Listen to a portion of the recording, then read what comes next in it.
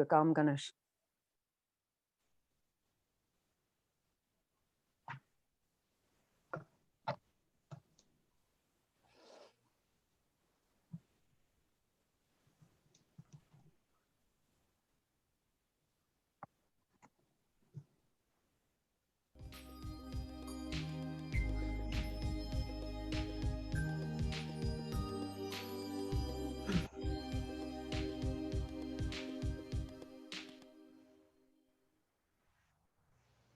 Welcome, you're listening to Guiding Stars in the Jeffrey Wolfe Green School of Evolutionary Astrology. This is Kristin Fontana, your host, and I'm here with Stacie, Pazura, my co-host, and a team of expert evolutionary astrologers to discuss the archetype of Aquarius, Uranus, and the 11th house, and how it is expressed naturally. Here's our team.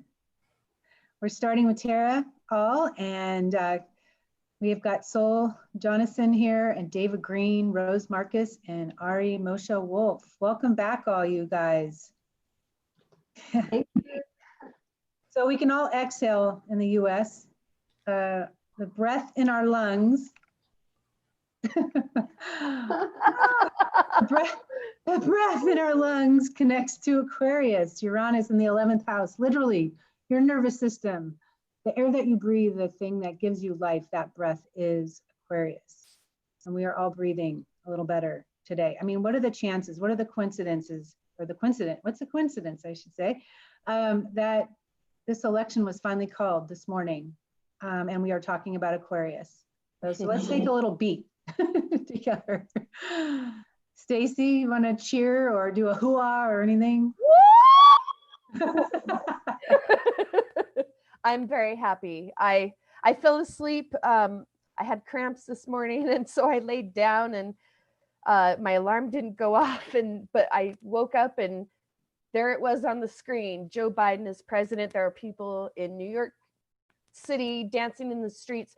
They're everywhere. They're just spontaneously showing up. Everyone is celebrating, and and meanwhile, I did take a look at Donald Trump's Twitter feed, and he's saying that he won this election by a lot. Okay. So that's just, par for the course, but it's a very good day. I feel so happy. Yeah. And I hope everyone does too. I know some people, may not be, but this is a president who's going to be a president for everyone. And so I think it's going to turn out. Mm-hmm. Absolutely. I mean, I would say a majority of the people listening to this series, if not everybody, it might be a few people that are not, but it's a very liberal Aquarian alternative reality that we all participate in. I mean, this is all about evolution, right? That's why we're here, not going backwards. So change and liberation is Aquarius. And also, of course, the shadow side is social unrest, which we are also experiencing. And it's really a time for a revolution as well, which, of course, can be scary. I mean, we're looking at this image on the screen here, and we think about the Indians, what happened to them when the white man came in. It was not pretty. Mm-hmm. So really, to me, this election was such great defense of the Indians, the African Americans, any minority, the women out there. Now we have a woman who's at the highest position ever that has ever occurred in the history of the United States, and she is a minority. So that is just, to me, an incredible piece of success right there. Mm-hmm. And so it says a lot for all the other women and children, young girls who are not white, that know now that they can rise to the ranks in this world in one way or another. They don't have to marry into it. So let's reflect back a little bit on the last webinar. We were discussing Capricorn, Saturn in the 10th house. And Saturn connects to the consensus, which is 75% of our population. I want to make a comment on this because I was flooded with questions in the last week from clients, even my own children, friends. How could 55% of white women vote for Trump? It's a higher percentage than voted for him in 2016. And of course, a lot of people are afraid of what they think might be change, but Biden doesn't really represent change at all. He's been around for 50 years. He's really trying to really, like you said, Stacie, be the president for everybody. He's really closer to the middle. He's not some wild left wing extreme. And so the way to understand is that 75% of our population in the consensus state, which is represented by Saturn and Capricorn, are really, in many respects, the herd state. It's only later in that stage of evolution that you reach people like CEOs or presidents, and they aren't necessarily more evolved. They might be smarter in the world or wiser in the world or more intelligent with the way that they build their empires or realities. But only 15 to 20% of the population is in the individuated state, which follows the consensus state. And the individuated state is a Uranian state. I will think for myself, thank you. They are innovators, inventors, alternative people, even recluses would be in the individuated state. It's the second stage, and most likely they're not voting in an election. So as the soul evolves out of the consensus and it enters the individuated state, you know, this is a time when the soul, usually early on in the individuated state, might be really attacked for these shifts that they're making. They're going to have to learn how to deflect these things that limit them and put them back in a box. And so this is a very Aquarian kind of experience early on into the individuated state. I mean, as we leave Capricorn, which is ruled by Saturn, and we enter Aquarius, which is ruled by Uranus, Saturn is it's what we are consciously aware of. What we are consciously aware of is Saturn. This represents security for a lot of people. So there's a fear of having any kind of change. So they just stick to what's familiar.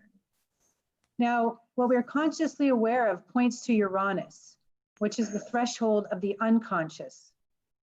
Uranus also connects to all of your long-term memories. All of the memories that you hold in every cell of your being that connects to every past life that you have ever lived is Uranus. It's important to also note that all retrograde planets, if you have a planet that's retrograde in your chart, it energizes that Uranian phenomenon. And this works, these retrograde planets work to break down the barrier between your conscious state and your unconscious state. So the images of the memories of your own past can come forth.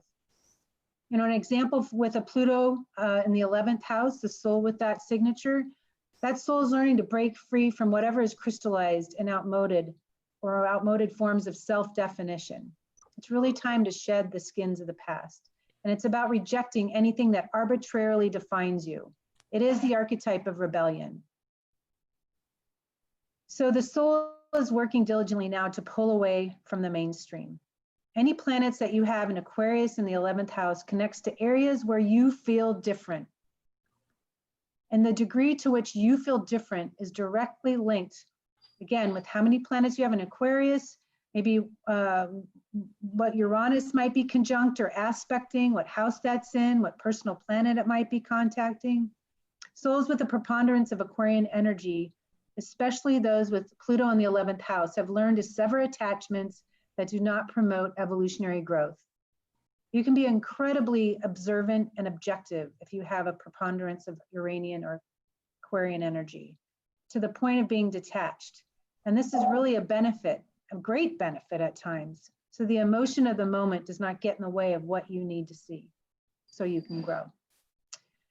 The image here is of the chakras, and as we can see that Uranus rules the root, the middle layer actually of the root chakra. If we can move to the next slide, I'll get more specific. So Pluto rules the root of the root. Pluto is a ruler for Scorpio, and it's the planet of the soul, which is why it's called what's the root chakra, or the ruler of the root chakra. But there are 3 layers here. Last time I discussed Saturn being that outer casing which protects you or what you defend against, and the part of you that feels maybe limited or fearful about that change. But the middle layer, that Uranian layer, is your radio signal. It's your vibration. It's the energy that emanates from your soul, and it says, hey world, this is who I am. And what we really want as souls is to eliminate that outer ring as much as possible, anything that does not define us. Of course, we need some kind of protection. But the thinner the layer of that outer ring, the more of our signal can be emitted, and we can express our own unique fingerprint, what we came here to express, and our nature. So your own Uranian vibration is what makes you you. It's what makes you the individual that you are. It's the way you were created by God, starting with Pluto. All right, so I'd like to transition now and talk a little bit about, as Stacie and I always do, the current events of the time. And one of the most difficult correlations of Uranus and Aquarius in the 11th house is trauma. And as a world, we've been traumatized by a virus. 240,000 Americans have already perished, many, many more around the world. And so we're all experiencing some of that. Well, we are all experiencing that trauma, and so many millions of people have lost people that they've loved. And so this is a reflection of the times that we're living in. A lot of us are experiencing some PTSD around even this election. There was so much anxiety. Really, anxiety is natural when you're in stress, if you've been through something, if you're in a fearful state. Just because something is natural doesn't mean it's always positive, because we live in a world of duality, right? Up and down, good and bad, left and right, night and day. And so it's natural, and it's part of how we grow. Think about the times that you're going through a transition or a period of transformation. There was tremendous stress, perhaps. Maybe you were moving across the United States or across the world. Maybe you were going through a divorce. And the degree of anxiety that you might have felt, the elevated nervous system, was actually propelling you forward. Just like our country now in the United States, if you live here, we've reached a transition. And it's, there's an enormous amount of polarization here, but it's going to be very important to channel this energy for good. All right, Stacie, so I know you've been doing a presidential webinar. You've got a lot to share here. I'd just love to hear some of your thoughts about today or this election and share it with our listeners. There's so much to say. Where do I start? This has been a real nail biter, this election. I mean, in my memory, there's never been a time where people have felt so that the urgency has been so great in terms of who we have as president. We do have, and speaking of Aquarian terms, he really has broken the norms. However, he hasn't broken them in the right way. He's broken them in a way that kind of brings the dark out, and a lot of, he's spread a lot of seeds, and there have been so many of us who have just been in dismay. We have social groups within our collective body that have been sort of left behind and belittled. And, Joe Biden really has come out with a campaign of uniting the country. I mean, and this is what he has said from the beginning. He is here to wage a battle for the soul of the nation, because we were literally in danger of losing it. I can say that from my personal observation. What is this country? How are we letting these things occur? And there's no accountability. It's just been like a whole different world, and Joe Biden is sort of bringing the normalcy back. It's as you said, Kristin, it's not, he's not a real revolutionary. He's going to change things into the future. I mean, he will, but it's through a more steady approach by collecting all of us who have been so divided, and we're not connected anymore. And his desire is to really just get America back together. Let's remember what unites us. And come the election, I expected a landslide, and we didn't get a landslide. The first night of election night, it was looking like 2016, literally. And slowly because of, in large part voting by mail, things have really pulled in Biden's corner, and I think it's good. I wanted to share it. I do follow Joe on Instagram and Obama, Michelle Obama. I don't, I just like to know what they're up to. And there was a prediction, I think it was Wednesday, by the time Wednesday morning hit, and he was slowly, I'm not able to find this here, but he was slowly able to, bridge the gap. You're right, like all those same day election votes were a little scary in some of those states. But the prediction was that he would earn more votes than any president of any election in the history of the United States done.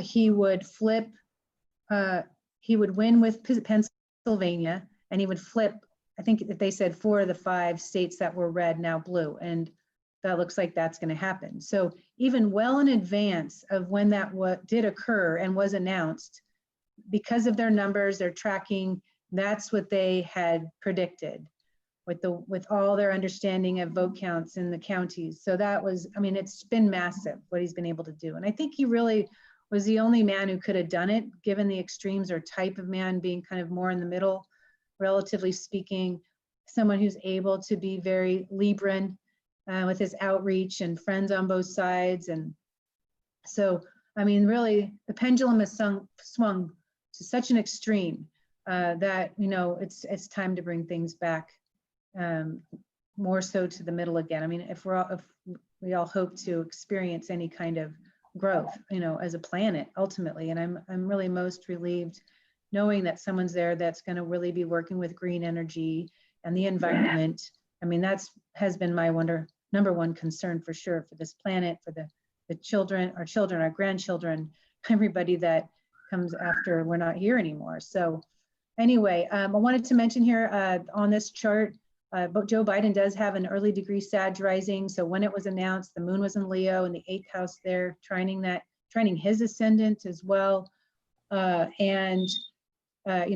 Astrologically speaking, we'll show his chart here in a little bit, but he had these kind of slow moving, bigger, larger forces, outer planetary forces that were in support of his Scorpio stellium, while Donald Trump had those same planets in opposition to some Cancer planets in his chart. So, I mean, if you believe in this work, and it's never let me down yet, then the writing is on the wall, but we can't always know what those bigger, larger, what appears to be supernatural forces at times can produce. But the truth and ultimately the astrology has prevailed, and it has revealed this current reality that we're now also, at least most of us here, are celebrating. So here is the bi-wheel, the USA chart in the middle, and it looks like the chart on the outside is not Joe Biden's chart, but when it was announced that he would be the president of the United States. That you want to make any comments here? I'm noticing really that Mars transit sextiling the moon in Aquarius, which we are talking about today. Moon in the U.S. 11th house, or sorry, Mars in the U.S. 11th house sextiling the moon in Aquarius for the U.S.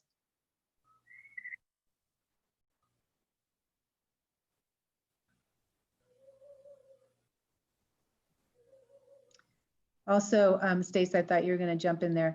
Sorry. Also, the U.S. has a south node in Aquarius.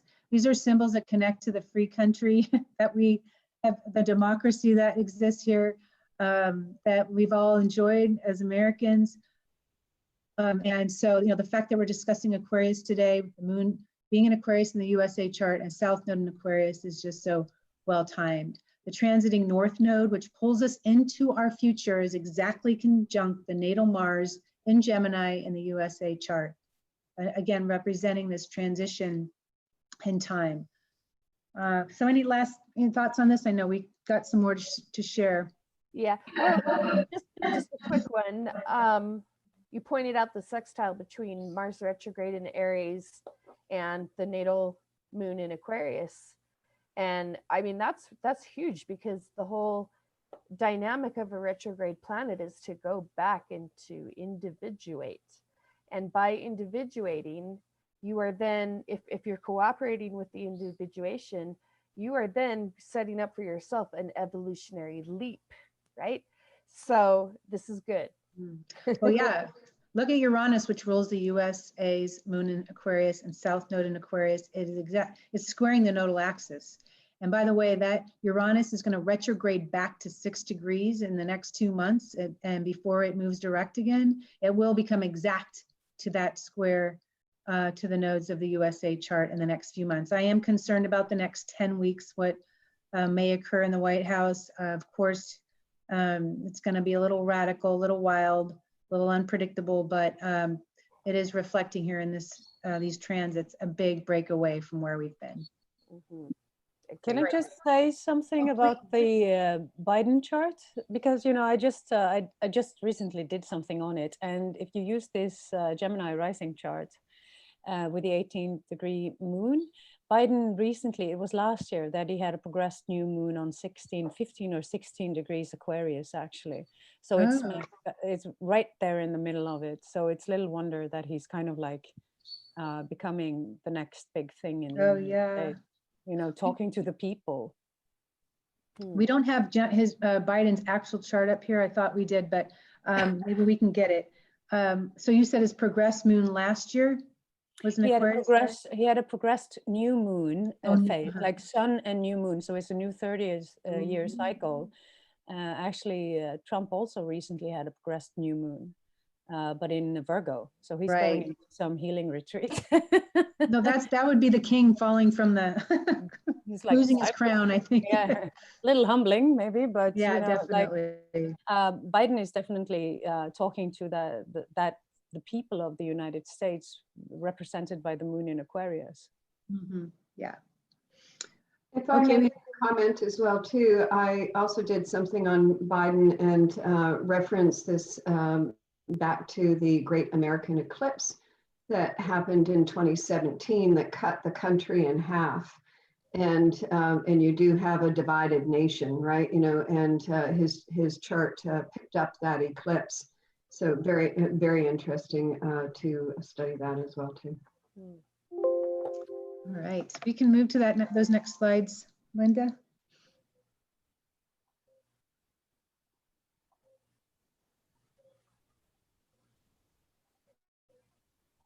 Okay, so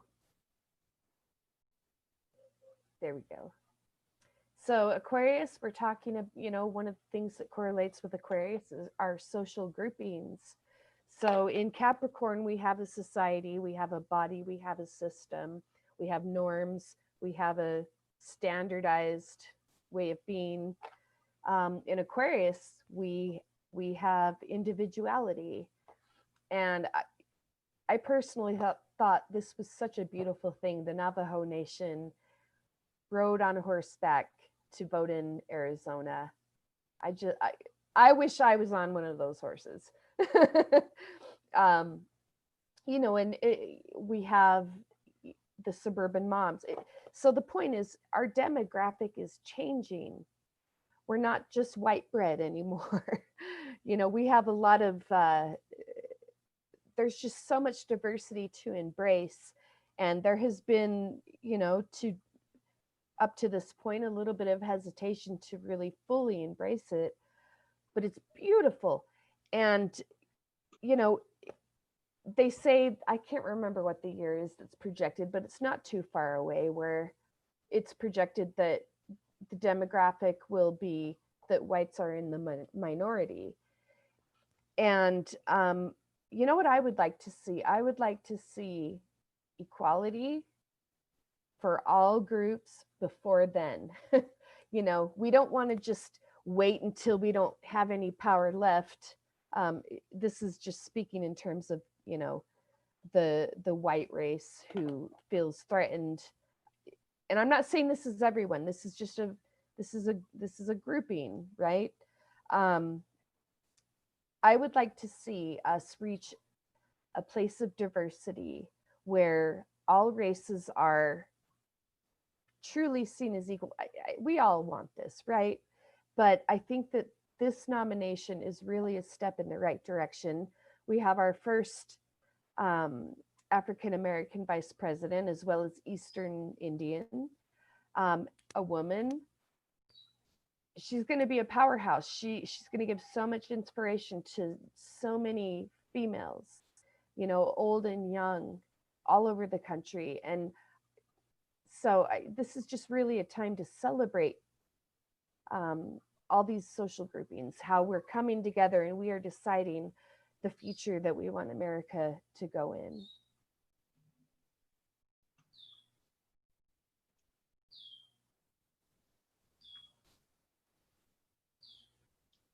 Oh, I have more to talk about.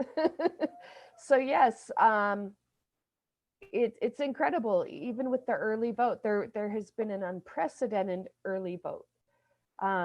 Many people did rely on the mail this year, which is great because we have this pandemic that's going on, and it doesn't make sense to have everyone go out into the public, into the same space, and you know, potentially spread the disease. And so we had a large number of people who have voted early, but in spite of that, in spite of all that early vote, the lines have been long. I heard about people waiting 11 hours, and this was a week before election day. There has just been such a motivation in the American people to show up and vote, and this year really is unprecedented. We've never had so many votes. So, you know, God bless those people who stood in those lines and braved those conditions. Here we have, you know, looking at the image here, social groupings. Sorry to be kind of fragmented here, but we had an event where a Biden-Harris bus containing volunteers was transporting from one state to another. I can't remember what it was, but I think Texas to somewhere. And a huge caravan of Trump supporters showed up with trucks and their flags waving and surrounded the bus, which, you know, that would be fine, except they were trying to run the bus off the road. So, you know, that was a little extreme, and that caused a lot of concern. They had to cancel some events in spite of that. And, you know, and we really need to kind of keep an eye on this, because now that the race has been called for Biden, we may see some of these factions showing up to have their voices heard and to have their will heard. And I just hope that it will happen within the parameters of safety. I agree. Yeah.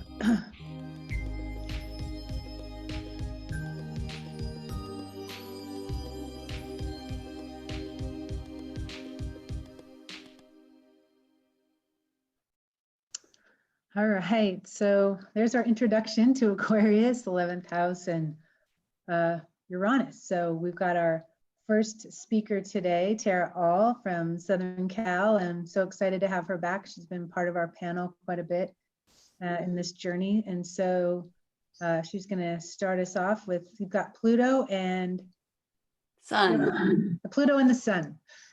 Welcome back, Tara. Thank you. Hey, everybody. So I just a couple thoughts just as I was listening to Kristin and Stacie speak, is that for me, ultimately with Aquarius and with the modern ruler Uranus, it's not just about equality between different groups.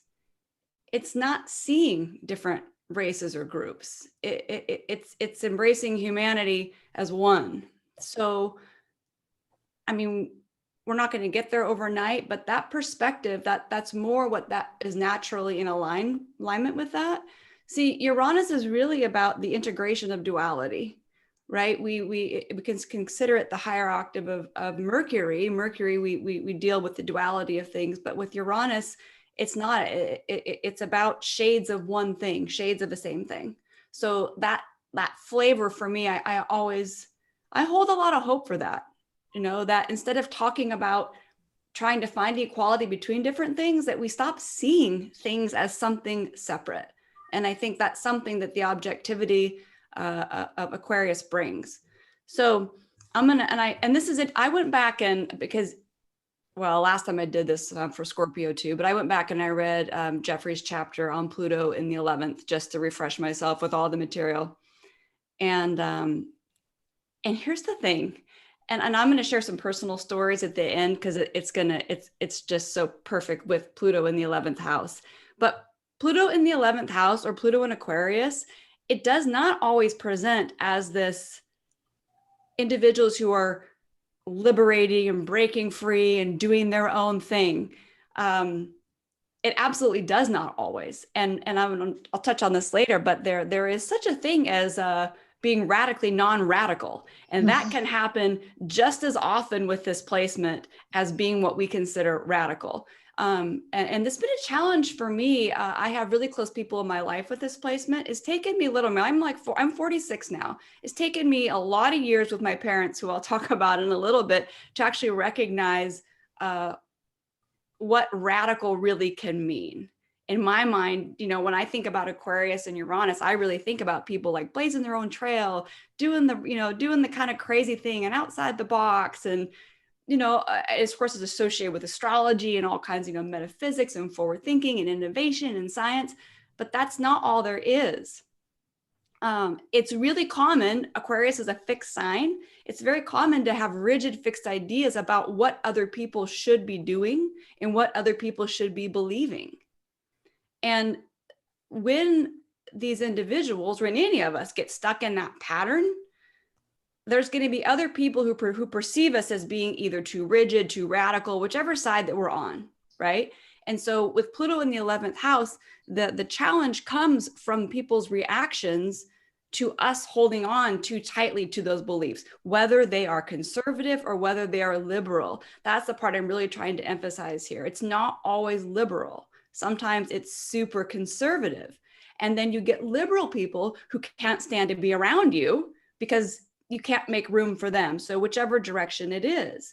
And then, you know, Pluto in the 11th house, and even just strong Aquarius, it's really common that to feel on the outside looking in, you know, to feel in some way that, because ultimately, and Kristin, you talked about this, but ultimately at the heart or at the soul of the experience of Pluto in the 11th house, it's feeling somehow that I'm different, right? Somehow I am different from everybody else, which is exciting if you're interested in individuating and being more authentic and doing your own thing. It's not so exciting if you're terrified of that. You know, it's not so exciting. So it's everybody is going to have the feeling of being different, but how they respond to it and how comfortable they are with being different, that's totally going to vary. And so it's very hard to pinpoint to say, oh, that person's clearly, you know, Aquarian energy because they're doing that wacky, wild thing. I'm saying it definitely doesn't always line up that way. So let's just say that, you know, we're talking about this person who has super fixed ideas about how things should be. So you start attracting people in your life who confront you, right? And Pluto, by the way, is all about confrontation. So when Pluto's in the 11th house, what's being confronted? Well, the 11th house, Pluto in the 11th house is always a reaction to the 10th house. So in some respects, we're reacting to the societal structures, the standards, the rules, how we're supposed to do it, the shoulds, the have tos, all that stuff, right? And we're also confronting ideals, which means other people are going to confront ours, which kind of comes with that natural experience of Pluto in the 11th house. And we're also literally going to be confronted with the need to change. And some of us, some of the time, think that's pretty awesome. We want to change. And then other times we don't want to change. But the constant confrontation that something needs to change, something isn't authentic, something really isn't working anymore, something isn't really true to me, I can't really be me here, that's all running underneath the surface, even if the person never allows themselves you know, to make the step out and do the different thing, or be the more true, authentic self. So if this resistance is maintained, then the person creates their own isolation because people can't stand to be around them. You know, they prove the story true that no one really wants to be around me, right? Or I don't belong, or I don't fit in. Literally, you prove the story true because you create so much resistance that people can't stand it. So there's that, can be that perpetual kind of motion of like, I'm on the outside, I don't belong, but at the same time, I don't have room to let anybody into my sphere unless they can agree with what I agree with. And so there's no space for anybody. So then you get pushed back to the outside again. No, that outside view, Kristin, you mentioned this too. I mean, it's amazing. The Aquarian ability to look through a different lens and see something without personally being in the way is incredible. Like, it's the kind of stuff that changes nations, changes the world, because you can literally see something from a different perspective. But there's always, you know, there's always two sides there, you know, and not everyone is interested in that bigger view. And this gets back to what you're talking about, the consensus state, right? Not everybody is interested in conscious individuation, which means Pluto in the 11th house takes a whole different ring if you have no interest whatsoever in your own, you know, personal development. Right? I mean, totally. So here's what Jeffrey talks about. He talks about Pluto in the 11th house as he says it's a free will lesson. You get to choose to pursue what's different in you, or you can deny it and suppress it. And that choice comes up over and over again if you have a strong Aquarius or Pluto in the 11th, or even planets in the 11th house, any of these signatures, right? It's a choice every time. And he also talks about there being 3 types of responses to Pluto in the 11th, which to me, this is very helpful. And it's interesting because like my client just 2 days ago, Pluto in the 11th, like it's funny how they line up right when you have to talk, you know, right when you have to do something with it. So the first one is the Uranian response. This is the one that we talk about the most, right? This is the ultra liberal, right? This is kind of all of us here. We're doing astrology. We're getting way out there. We talk about stuff and other people are probably like, whoa, you know, that's just crazy business, whatever, right? That's the number 1 response. The number 2 is like a combination, part Uranian, part Saturnian, right? We can never forget that Saturn is the traditional ruler of Aquarius. Like that never goes away.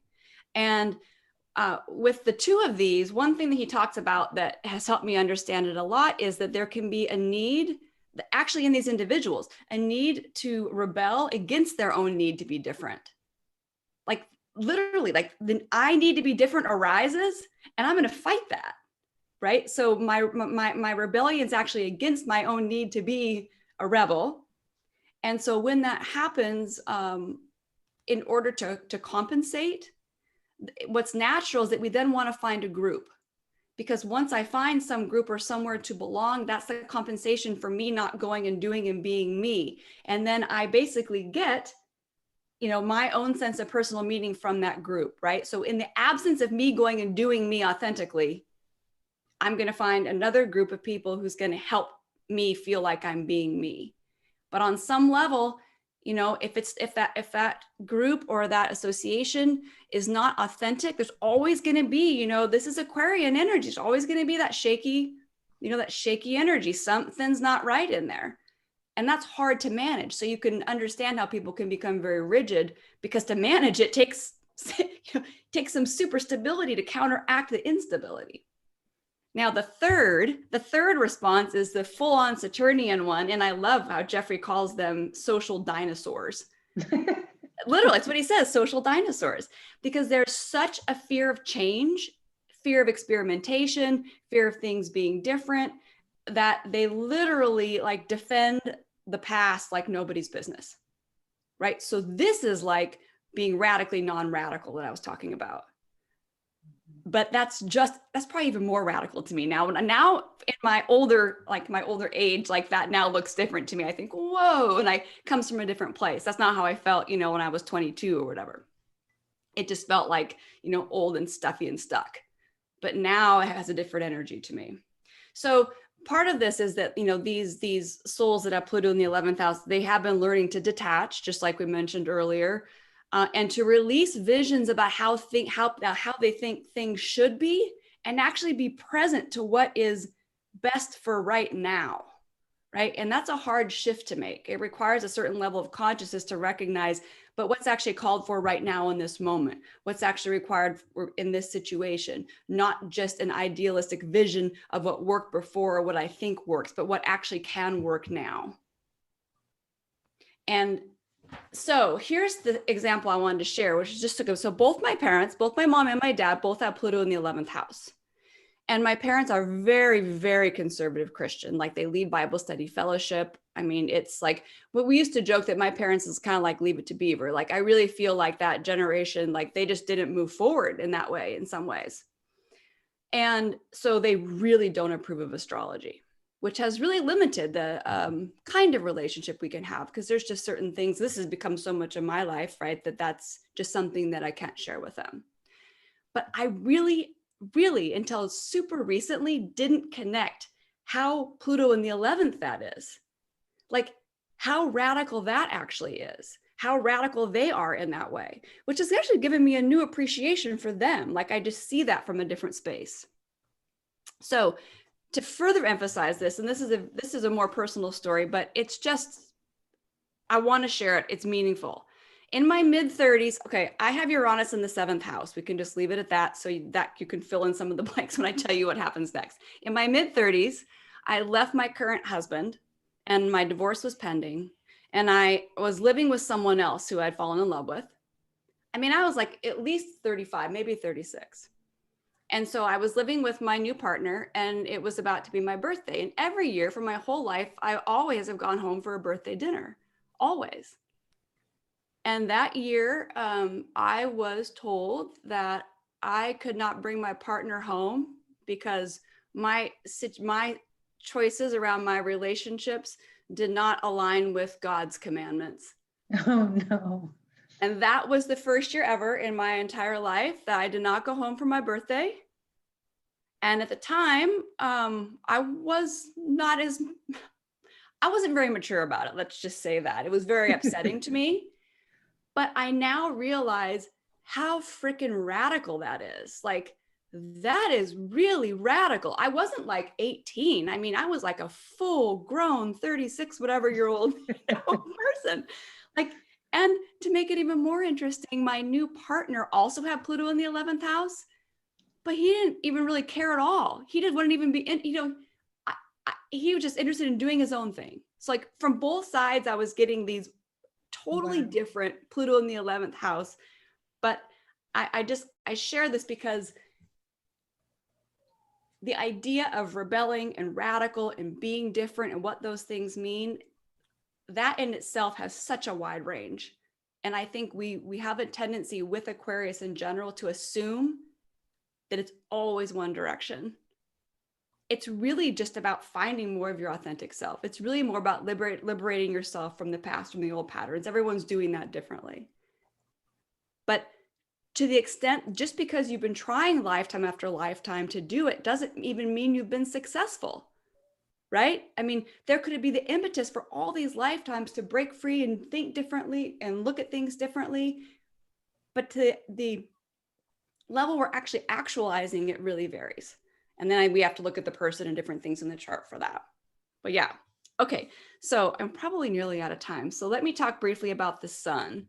And the sun, so just getting back to the sun, just in general, the sun, I mean, we talk about this all the time. It's the sense of purpose. It's how we shine. It's the quality of our vitality. It's also the energy that we run off of, right? So it's like our fuel. And the sun, in general, and especially the sign in the house it's in, it's how we energize, how we revitalize, how we illuminate things in our lives. So when we think about the sun in Aquarius, for example, how we can best vitalize, re-energize ourselves, how we can best shine, best be, actually get more of ourselves, right? Because the sun is so much about how to be ourselves and to get more of ourselves. You know, every single thing in your chart is infused with the sun. There's not one thing that's not infused with the sun, just like Earth, right, is being infused by our sun all the time. So the quality of the sun and being in the energy of your sun is super important for everything in your chart. So if you have a sun in Aquarius, you need to be able to do your own thing. You need to be able to let go of old patterns and try things differently. There's like this whole, the sun also, by the way, is very much about the vitality of consciousness. So the sign that your sun is in is the type of energy and the type of things that you can work with and do and bring out in yourself to become more conscious. So therefore, a sun in Aquarius very much doing things, and I'm sure we've already talked about some of them today, but just experimenting with things that are more unusual, things that are different, things that help us progress, things that help society progress, things that literally help us build a better future. You know, Aquarius ultimately is an archetype of change. It's honestly an archetype of hope, because hope comes through doing something differently. But for me, so much of this with Aquarius comes back to authenticity. Right? To me, like, that's the word that always comes back to authenticity, because in order to feel like you are being you, especially with the sun in Aquarius, you need to kind of feel in every fiber of your being that it's like true and it's real, that it's not a costume that's put on, that it's not someone else's expectation that you're following, that it's not just because you read it in a book. It's not because some astrology presentation says that's how it's supposed to be. And Aquarius, maybe more than anything, like, we can talk about Aquarius all day today, but if you're Aquarius, you need to figure it out for yourself what Aquarius means. Yeah. Let's see if I have anything else that I missed here. No, I think that's good. I think I'm, did I go over? Oh, just a little bit. Thank you for the extra cup. Oh, I'm at closing thoughts. I have more time than I think. Yeah. No, okay, I feel like yeah, no, I feel like that's mostly it. I mean, I know I've said it like so many times, but it's just hard to, like, Aquarius is not meant to be defined. So it's kind of one of those archetypes that even when you're trying to write a list of stuff or talk about it, or even, you know, put words to it, like, and this is true for every archetype for me too, you know, when it comes down to it, but especially for Aquarius, I feel like you need room to discover what you are. And I say what, because it's not just a who, you know, like I'm not just a Terra in this life, you know, much more than that. So Aquarius is a part, you know, discovering, you know, that greater consciousness that connects us with something greater and gets us ready to move in then to the next house, which would be the 12th. Yeah. Okay. Thank you. That's all I have.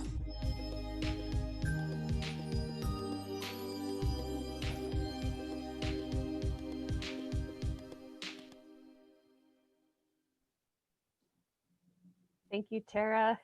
I always love listening to you speak. You just have such a great way of synthesizing things, you know, real world context. You're just so relatable. I just love you. Yeah, so I'm thinking about the sun, and you know how that is the life force. That is where all of the planets are getting energy, and there is, you know, the impulse there is to individuate. But one thing that we know is that individuation is not the past. And so you have to have the courage to look to something that is not known. And literally, like, one of the lessons in Aquarius is when something is right for you, there will be repetitive messages, repetitive prompts, like a drum beat. And even if you can't in your mind connect the dots of how this is gonna, you know, how it's all gonna come together, the advice is to listen to the drum beat and to act on the drum beat. And so and sometimes it really does, it flies in the face of what's expected and what norms are, and, you know, what's radical, what have we defined as radical, and what really is radical. You know, it's completely moving, it's evolving, it's the future. So it takes a lot of courage, and you really brought that up for me. I have a great example too of something that reminds me of your family, Tara. So my father was a very eccentric man. He has a sun in Aquarius, very eccentric, but very eccentric consensus. And he wrote and published church music. And so, you know, and we were force-fed religion growing up. And it was like, do as I say, not as I do, really. And so he was just out there. And he would sit there and on his days off, write music with a tablet and a pencil, like symphonies of music, like extremely bright. That can be Aquarius too. In any stage of evolution, they can be exceptionally bright, forward thinking, you know, even with his music, he was, as it related to church, which was this crazy combination. But I'll never forget, like when I would bring a boyfriend home and he would want to meet this person, the first thing he would ask them is, do you play an instrument? That's all he cared about, because he was a musician, right? He published church music, you know, and it was so fixed. He was so fixed and fixated on his limited reality. Anything outside of that, he could not relate to. So this would be a consensus Aquarian, and even other Aquarian, like even an individuated, if they're not in line with their thinking or what they're doing, they don't even necessarily have time for them. So at any stage, he could not go outside that box. And even he wouldn't even care about what somebody was doing if it didn't fit that picture for him. So that is very close to my experience of, and you know what, one thing I didn't mention, this whole time I feel like Soul should have been speaking, because I feel like she has so much Aquarian energy anyway. my Cancer inside was feeling her like probably like want to say something different than I was. No, what I didn't mention, what we should, is that also there's I didn't even talk about the huge aspect of really the generosity and the focus on humanity, like in community, because like the 11th house in Aquarius can be so you know, it's helping the underdog, it's helping people like get equal rights, giving people what they need, like truly looking at the world, world minded, not nation minded, which is so great. You know, it's like really looking at what we need and helping us move forward to those next levels. So like like my parents, both are retired teachers. Well, one way where they were like, when it came to the education system, they were all about reworking it and doing it in different ways and getting kids everything they needed. So, I mean, I think, again, it comes to each person's comfortability. Like Kristin, for your dad and for mine, they were comfortable where they were. And in that area, probably very willing to go, you know, out to the edges. Totally. Yeah. Totally. Yeah. So it's important to remember, as people are listening, that there are different stages of evolution, and these are clear examples of this. So, you know, it's really about knowing what stage that chart or that soul or that person in question is in. What are the questions that they're asking? What does their life look like? You know, what will help lead them forward? And that's our job. As Jeffrey used to say, we're just ushers with a flashlight. You know, you don't want to lead them too far forward or they'll freeze and then you aren't getting anywhere. So, right. Thank you so much, Tara. Loved having you here. And Stacie, I'll let you introduce. Do you know who our next? Yes, I do. It is the amazing soul Jonassen. Welcome, soul. Can't wait to hear. Oh, you said my name correctly. I know. I love it. It's not like Jonassen. It's like, oh, thank you for that. And Tara, so spot on. You know, I'm like brimming. I'm like, oh God, I got to say this. And then my progressed moon is in Pisces and I probably forget everything by the time I get to the point of actually saying it. But I'm Aquarius to the nth degree. And when I was in school, I dropped out before I graduated because I kept falling asleep while I tried reading the books. I'm like, God, what is this? And I had pretty good grades when I was interested, but I just lost interest. And I zoomed out. I just detached so entirely. I couldn't really, my memory, it wouldn't stick to my memory. And there's nothing wrong with my memory. It's just that a classic Aquarian response to things that are not stimulating, interesting, or in accordance with your own values is simply to just blank out. It's space, zooming out. Oh, here she goes, she's zooming out in the middle of a conversation. I'm zooming out so many times. It's like I really have to get a grip on myself in order to not zoom out. And that's why, and I have to say that the EA, model of astrology was the only thing that I found stimulating enough after I was done with the whole psychology, studying all the psychology models. I needed to move in deeper into something that really, oh wow, touched my Aquarian soul. Growth, progression, you know, stimulation, like this is really interesting. Like that kept me awake. So being an astrologer was not a choice. It was just a matter of staying awake. Yeah. And that's individuation for you. It's not necessarily something you choose. It's something you have to sort of obey at a certain stage, because you really don't have a choice anymore. It's beyond that level. And that's, of course, later stages of the individuated stage. You know, you have a lot of frustration with the Aquarian's archetype when it's in consensus form. And we're going to see this next year with Saturn squaring Uranus, which is like the old faces the new, the restrictions, the law and orders, faces the whole metaphysical viewpoint of what it means to be alive, and, you know, what does it mean to be human? And I was very pleased to see that I was allotted the Venus-Mars thing, because I think it's so interesting with relationships. And of course, I have Mars in Taurus squaring my Aquarius planets. And then I have Venus in Capricorn exactly squaring Uranus in Libra, by the way, Tara, which also actually pertains to Groucho Marx. You've heard about the guy who said, I don't want to be a member of a club who has me as a member. That's such that's such a Venus Uranus thing to say. It's like, oh my goodness, you know, these people are boring. They're not stimulating my mind. And that's such an important thing with Venus in Aquarius.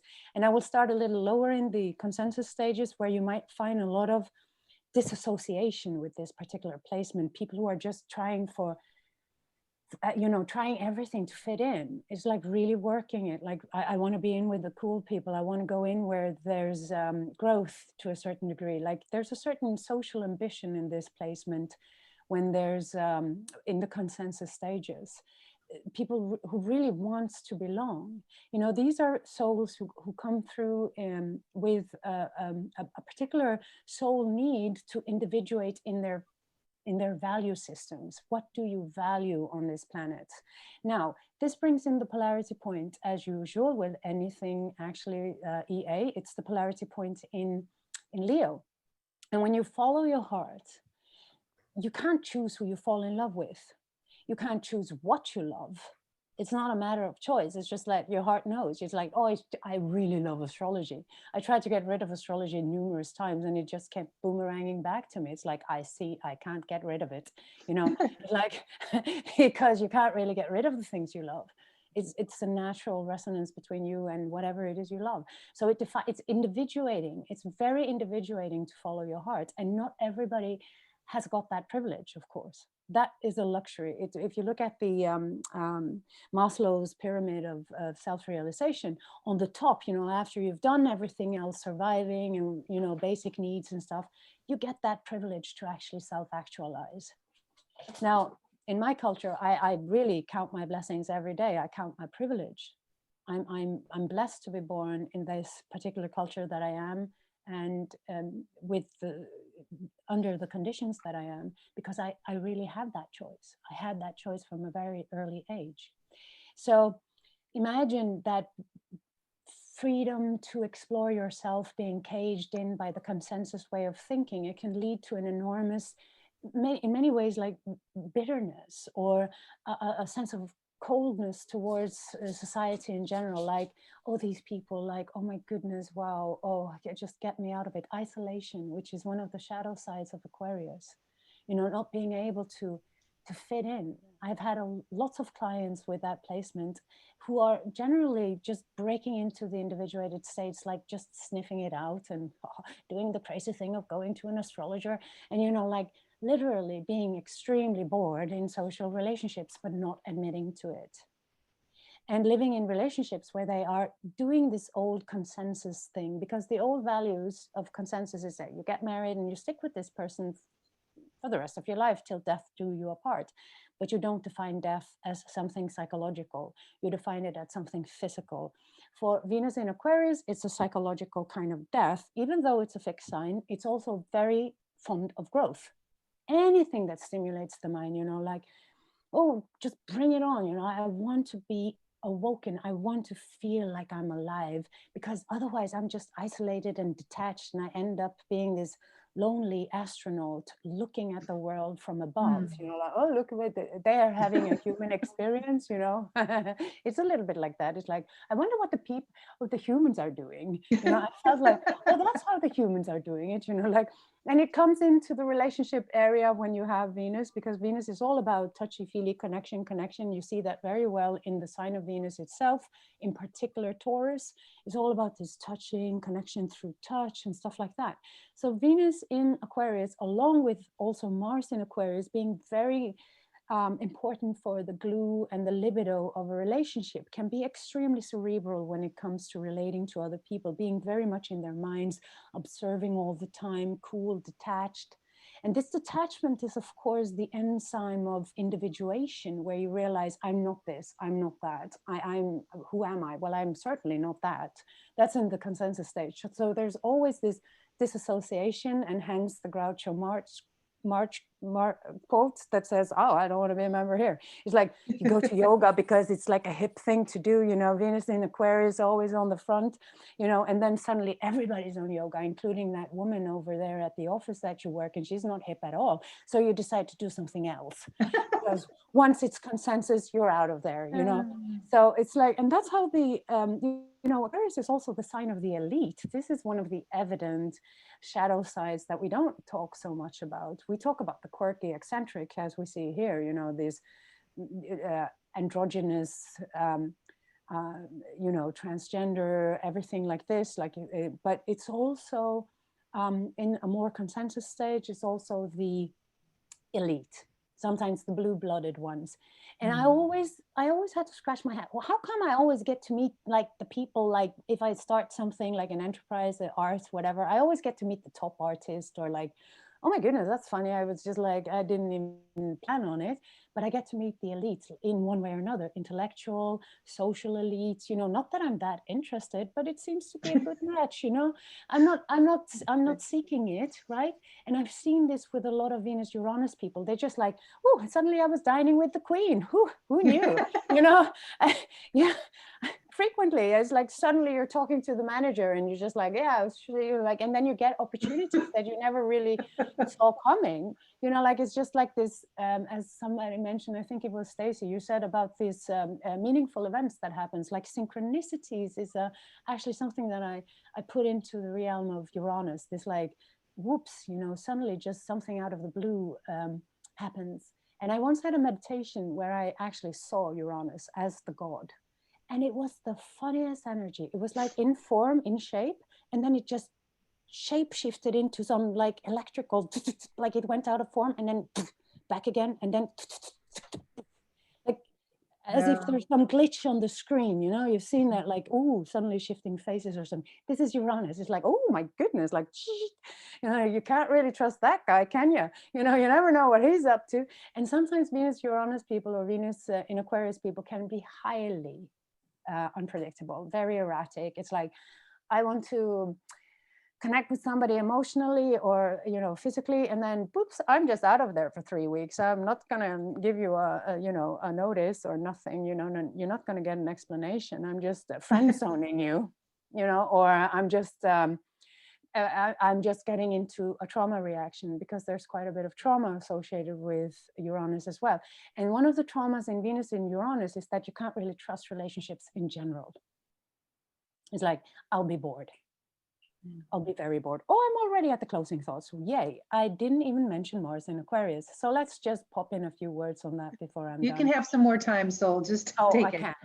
Well, the goal, at least for Venus in Uranus, in Aquarius, is to reach a point where you can find a partner. And I loved your example, Tara, because you have a partner with Pluto in the 11th house, whereas you are Uranus in the 7th house and probably in Libra, because we're pretty much the same age.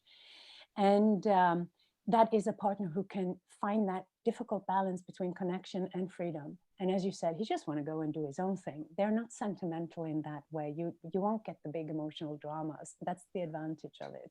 They will just really, you know, say, oh, I'm fine with that, no problem. It gets me the freedom to do whatever I want to do. So yeah, no problem. We can cancel Christmas if you like. I don't like Christmas, for instance. I'm like, what? This thing, Christmas? Let's go somewhere else where we can sip banana drinks under a palm tree or something. I'm not into the Christmas thing, which is a terrible disaster for my Cancer daughter. She's like, oh, I want Christmas. I'm craving Christmas. And I'm like, Aquarius. And I'm like, no, please, no. Anyway, Mars in Aquarius is it's a weirdo thing. You remember in 1971, Mars was retrograde in Aquarius. Our princess was born. She is recently together with a Hollywood shaman called Durek something. You know, she's with this guy who has been into open relationship and stuff. And it's been this huge thing in the Norwegian frame of thinking. How could she do that? She divorced a guy. She gave up her appanage. She started a company where she's talking to angels. And now she's marrying a shaman, or she's with a shaman from Los Angeles. It's so funny, but she's always, yeah, Elon Musk, you know, Tupac, all these are Mars in Aquarius. On a very low level, you have the gang mentality, woo, woo, woo, you know, like this, I'm going to do like my people are doing it. So it's group oriented willpower in a way. Like I'm going to do what the gang says I'm going to do. But then the force to individuate, you know, Tupac was probably a rebel in one way or another. You know, that probably got him shot. I'm not sure what happened there, but he got murdered as Mars went retrograde. He was born that year. And he you know, he stood for something really radical. And this is the rebel Mars in Aquarius. It's really rebelling against anything that feels forced, like group pressure or peer pressure. Or, I want to do my own thing. So like Mars in its own nature is very individuating, but then add a layer of Aquarius and you get this really rebellious soul who's like, I need my willpower to be entirely free. So I need to go where I want to go, when I want to go, you know? And it can lead to a lot of rebelliousness, but it can also lead to a lot of genius. You know, Mars in Aquarius on the North Node, Elon Musk. I just want to, you know, live on Mars. I want to get as far away from humanity as possible because I can't take these carnal desires. Mars is very carnal. Aquarius is very cerebral. So there you have somebody who could totally overrun the biological impulses that comes from Mars, the instinctual impulses to react. It's not as reactive as any other Mars is. It's quite cerebral. You might not even see a reaction coming from it, but it's in order to feel itself, you know, in order to really feel itself, it goes to extreme lengths, like experimentation, in order to sort of like have an experience of their own body and especially of their own passions. You know, Mars is extremely important for our libidos. And here you have the voyeur, you know, you just go ahead and do your thing and I'm over here, I'm fine, you know.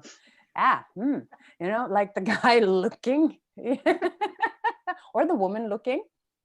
And then like all kinds of extreme experimentation just to get out of the consensus stage, just to get out of this old way of thinking. So there can be all kinds of bisexual, you know, same-sex experiences, and at the same time being extremely, you know, have monogamous and very normal relationship, if there's anything such as a normal relationship. But it's trying to free up itself. And both Mars and Venus in Aquarius can have this capacity on other people that they can actually free other people up sexually. Like just feel yourself. But the trouble for them is to feel themselves. You know, I want to feel myself. I can't really feel myself. I'm just lying here and I'm thinking all the time. So it needs to stimulate the mind as well.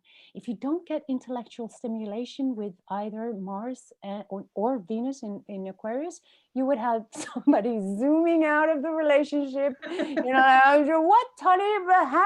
You know, what did you say? I wasn't paying attention. You know, like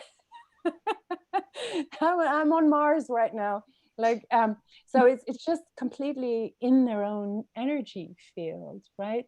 And that's, or far away from everything else, you know, very detached. And that can actually solve a lot of dynamics in a situation that's been previously traumatized, either in the family due to aggression. You know, the Mars in Aquarius people are normally those who are like bringing in the perspective on aggression. Like, listen, you have other choices. You don't have to react like that.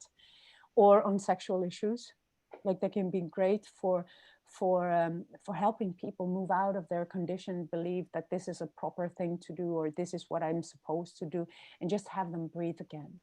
Uranus relates to the nervous system.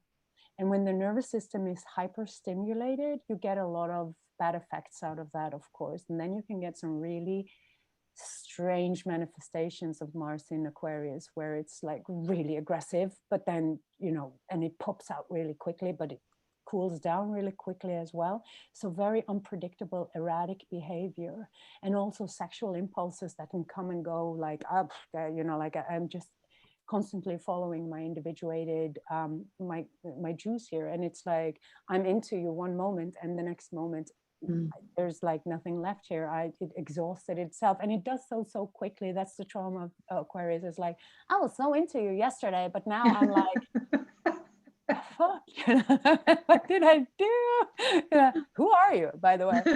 So it's not as brutal as the dissolution process that goes on in Pisces, though, but it's that rapid awakening that's like, I crossed the bridge, I can never go back.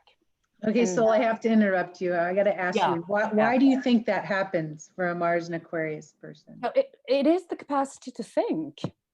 You know, you discover certain things, that clear Uranian capacity to just see through everything and not see through the filters of your emotions. You can have lots of emotions happening, and that can connect you and make you dependent on other people. But from an Aquarius point of view, once you get perspective, it's all clear. You know, once Uranus was the sky god. He was even castrated. You know, he was, you know, his testicles were thrown into the sea, and up came Aphrodite. You know, so he's asexual in a way, and that's also something that can happen with Mars. So it's not necessarily driven by instinct; it's driven by intellect, and in that way, you really get to see through stuff. I mean, manipulations, games, social games, all kinds of structures within your family and within society in general, where you certainly feel like this is too primitive, or I've outgrown this, it's not interesting anymore.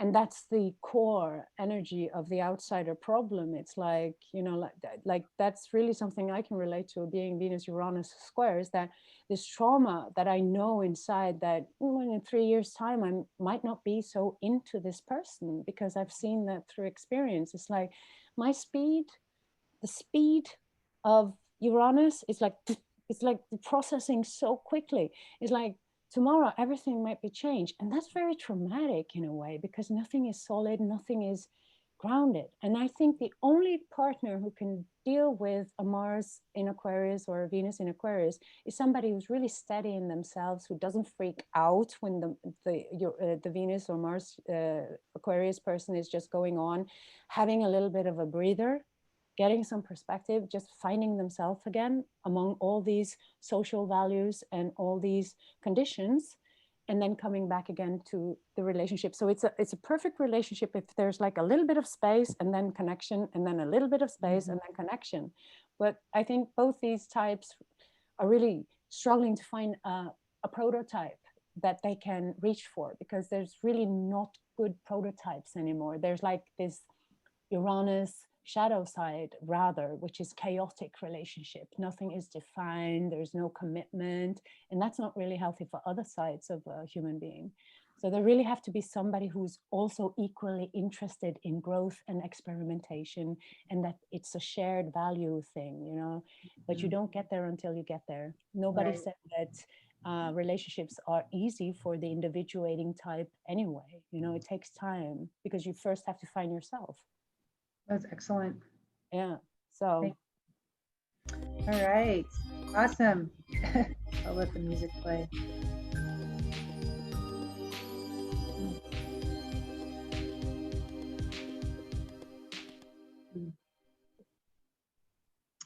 Soul. Wow. You have Mars and Venus both in Aquarius, did you say? Mars squares my Jupiter Sun in Aquarius, Oh, and Venus is retrograde in Capricorn, exactly square Uranus. So I can't get out of it. yeah. Well, as I think Tara said, your Aquarius follows Capricorn, and I love what you added there about Mars and Aquarius. Like, it was really in that moment of how traumatizing it can be, not only for the person who's having to let somebody down, or how frustrating it might be that, hey, I loved you yesterday, but today I'm not feeling it. You know, I mean, you just you got to hesitate. You got, those souls are hesitating before they come into a relationship, and yeah, the solution is just that: finding someone who's like-minded, wired very similarly, knowing that you want full freedom to experience whatever it is. You know, if you want to be have the freedom to be with whoever, male or female, etc. You know, that is truly, you know, experimentation is absolutely necessary and needed with that Mars in Aquarius. And so anyway, that was very complete, which is why I said, please speak more. Keep talking. Well, you know, I have something to share there, because I have Venus in Capricorn after all, and it's retrograde. So it's going back into some previous lifetimes, and that Uranus in Libra is really opening it up. And I did a psychosynthesis training called Soul Flow a couple of years ago, and we did some of these meditations on archetypes. And I suddenly landed in some previous lifetime memory or something where I was forcefully married to somebody. It was like a planned marriage, and that's such a Capricorn thing, you know, arranged like, marriage, yeah, arranged marriage. So there is a little bit of the key to understanding why there can be such a huge commitment, phobia, anxiety, panic attack when it comes to anything, you know, Venus or Mars in Aquarius. It's like, oh no, I've been in prison, I'm not going back. Yeah. I have Venus in Capricorn too, and I definitely have that arranged marriage past memory. Oh, it's horrible. It's in my 7th house, squaring my moon in Aries, so not a good combination. But anyway, frequently you protest. I protest. Okay, thank you. Well, thank you for sharing, for having me share. It's wonderful. Thank you. Loved it. Stacie? Hey, I'm just gonna say it. I've been like holding this back for a long time. I'm just gonna say it. I was in a female relationship for 2.5 years. And did I ever see that coming? No. So you know, at this point, and it is experimental, you don't know what's gonna come next. I'm in that undefined territory, that Uranian territory where you just don't know. But I will say that that experience was, it really did bring a lot to my soul. To be in a relationship with a female, it's a different kind of dynamic, and I cared deeply about this person. Unfortunately, it didn't end so well. And I have, you know, and so that was the last experience that I had. So it's sort of in unknown territory. I feel like I don't know what I am, but the experimentation it's important. You know, you're exploring different things, and really just, it doesn't matter how it appears. It doesn't matter what people say. You're just exploring it for yourself and what feels right. And so the journey goes on. Well, you know, ultimately, Stacie, it's a soul thing that you're connecting with another soul, which is, you know, there's an energy coming out of that being that, you know, goes beyond gender. But also, I guess no one knows a woman like a woman, right? Right. There's also one thing I want to say about this, because when we go back to the Aquarius archetype, and you had such a good point with that, Tara, earlier when you spoke, you said that, you know, they don't like to be defined by others. You know, I want to find out my own identity. Please don't tell me who I am. You know, and that's the same thing with relationships. Once you have a definition, like what are we? What is this? You're over in consensus thing. It's like, now fine, let's get the contract out, you know, like, it's not like always that easy to say what it is. What are you? What's your sexual orientation? Can you be open and not undefined? Or is it like a very deep security issue to actually define something? It is. It's that Cancerian inconjunct that comes in and says, but I really need it for my own inner safety to know exactly what this is. But sometimes that's hard because you just have to keep an open heart to the unfoldment of it, because you're still learning about everything. It's like not like you can say yes or no to something. You just have to figure it out. You know, you're smelling a flower, so you don't have to define it. Can I add one thing really quick? So you just got me going. So sometimes more commitment for some people is shown in not having a formal marriage or commitment, because it means that every day you're choosing to show up. It's not all, commitment looks differently. So sometimes it's more committed, more risky to say, I'm not going to have that safety structure of whatever contract, because then you know every day it's not keeping you there. It's a very powerful, to me, there's I mean, maybe this is back to my Uranus in the 7th house, but there's something super strong about choosing it, not even knowing where it's going to go, not having a label for it, not having a definition for it, but choosing it every day again. Huge. I have a mantra, and it's, you come in freedom and you go in freedom. If you don't come in freedom, you know, I don't want that guilt thing, like, oh, I'm sorry, you know, like I didn't see you 3 times last week. It's a thing, it's a Capricornian duty thing that kicks in, and it feels bad. It feels like pressure in a wrong, you know, not in a very good way. I'm very sensitive to it. I'm like, no, you come in freedom and you go in freedom. If you don't come voluntarily, I don't want you. I think what you've just said there is really demonstrative of the idealism of the Aquarian archetype. And I just had to make a comment on Tara. You know, Aquarius is a risk taker, right? You know, so that's that living on the edge. You know, that riskiness of being in that relationship really keeps you awake and alive, right? You know, so it's a perfect for Aquarius. Yeah, well, I did not recognize myself in that one. I love it when it's a little bit, you know, it keeps me interested. A little scary. Yeah, it's a little scary. On the edge. On the tip of my I think the one word that is so Aquarian to me, that I think it was a few years ago, it just seemed like I kept getting clients that told me they were polyamorous. I was like, well, okay. It just seems like in the last 10 years, it's become a thing. So that's very, very Aquarian as well. So I had to get educated on that, just the word. But I'm a little older than y'all. So anyway, okay, we should move on. Deva Green is our next speaker. Welcome back, Deva. Well, thanks so much for having me back. And what are your planets today? My planets today are Moon and Neptune. Okay. Of course, almost always forget Neptune. How does that happen?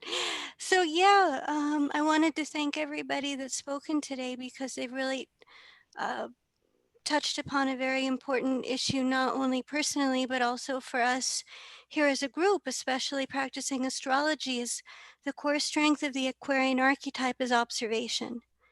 And this type of astrology is not based on that rigid fixed projection of it will be this way, it should be this way, it will always be like this. It's really opening up to that individual blueprint that will make us inherently different than anybody else around us. And Tara, as you so beautifully spoke about, that's exciting, but look at the different responses we can have to that.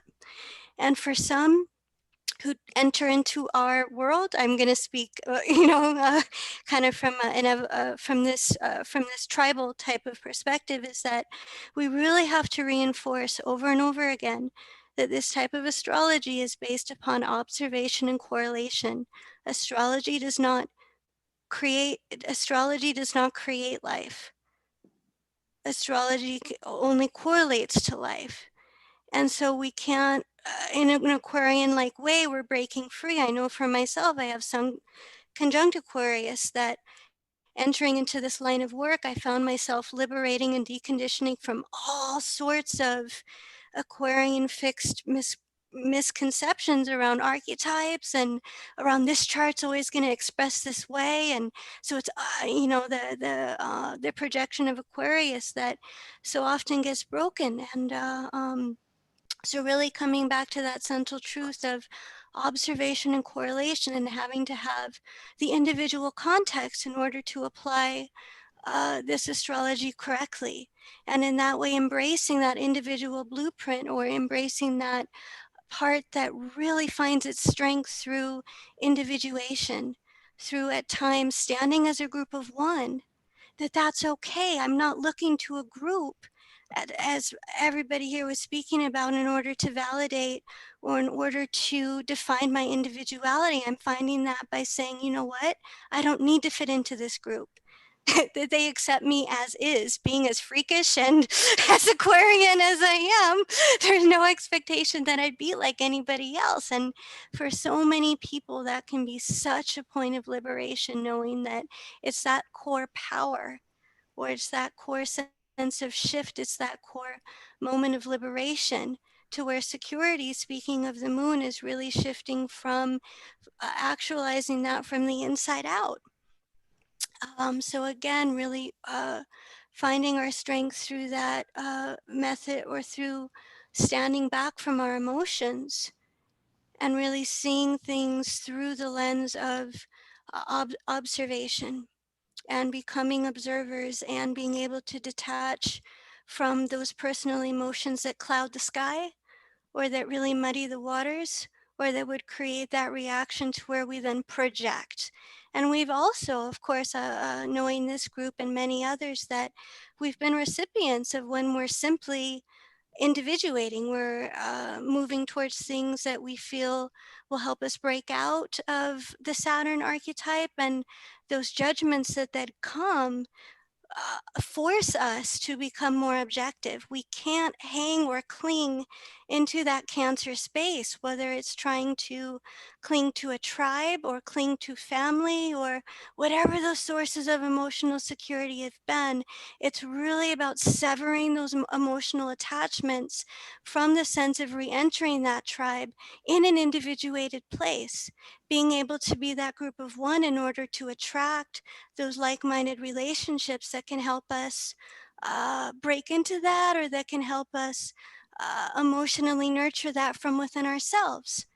I have one of the most beautiful expressions of the moon, because when we're speaking of the moon, we're speaking of our emotional self-image, our emotional security on a conscious level, how we nurture ourselves, and how we're going to experience the transition from past to future on a day-to-day basis. And from my point of view, in the natural expressions of it, moon in Aquarius can really nurture tribe, or can really have the strength to stand outside that biological attachment and really see community, or to really bringing perfect image of the Indians, that in natural times or matriarchal times, that children were communally raised. There wasn't this definition through biology, so to speak. And in that way, being able to nurture one's own individuality in a way that's self-secure, and can help bring about a healing from places that are emotionally fractured or emotionally detached, because many of those souls will come in with emotional fracturing, maybe from biological family, but the intention is to remove or to sever those emotional attachments, so that individuation, there's a pathhold for it, or it's making room for that. It's breaking free from the norms. And a good example that I had of that, of somebody who, in my view, really embodies the strength of that, is the late Princess Diana. She has moon in Aquarius. Let's see here. She has moon in Aquarius in the second house. Also South Node in Aquarius in the second. And where she got her start before she married, became entwined in the nobility or the hierarchy, the Capricorn energy, was kindergarten. She was first found in a kindergarten. That's where Charles spotted her and noticed that there was something very quite special, very quite different, very quite unique about this soul. And her individuality was really able to be nurtured through that experience of extended tribe, extended family. And she was certainly an example of somebody who was distanced or ostracized from not only the royal family, um, but from also those who were very much imposing those norms that in her own way, she was finding her strength through being liberated from those types of attachments. She does have an 8th house Pluto, so it goes back to those internalizing emotional security through liberation, through emotionally stepping back from attachments, and in that way making room or making space for the more global or the beautiful expression of nurturing humanity. And she's, from my understanding, that one of her strengths was really reaching out to those who were in a state of fragmentation and trauma, with the Virgo energy in her chart too, those who were the underdogs or outcast. And it was very Cancer the way she would approach it. It was with a warm touch, a warm embrace, which to me is very moon in Aquarius. It's like a way of saying, hey, you know, you're right at home. and um, and a beautiful quote that really illustrates this too is she says, I don't live by the rule book, I live by my heart. Which to me is a beautiful expression of that Cancer Aquarius energy, and also her Aquarius Leo nodal axis, South Node in Aquarius and the 2nd North Node in Leo in the 8th house.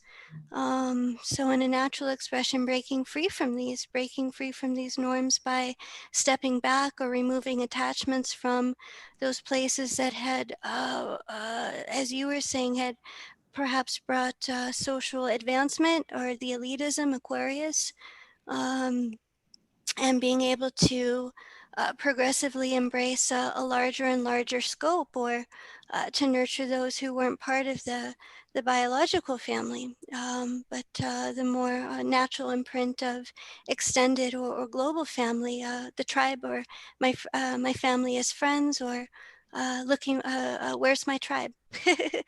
And ultimately wanting to, another powerful quote I'm remembering now is she's saying, I am a humanitarian figure. In terms of how she's going to 2nd house orientate to this. And very, very Cancer with the 11th house in a natural expression, and the freedom comes through the severing, or the freedom comes through the emotional devoidment of which once took so much energy. And in my closing thoughts here, Neptune, I couldn't think of a better example than my papa, JWG, who has Neptune in the 11th house in Libra. And what's his beautiful quote? Dandelions in the wind. He always speaks about how this work is meant to extend far beyond his life. 11th house. It's not coming from the egocentric structure. 11th house, right? It's coming from long-term vision. It's coming from extended family, or extended tribe. And in Libra, it's dandelions blowing in the wind, and became the errand boy for astrology, in a way that I can tell you that he is not attached to any of the work that comes through him from an egocentric point of view. I'm the errand boy. Neptune in the 11th house. This is meant to reach who it's meant to reach. And what tried to inspire us, anybody who is inspired by the work, to become those dandelions in the wind. So those are my thoughts about Aquarius and Moon and Neptune.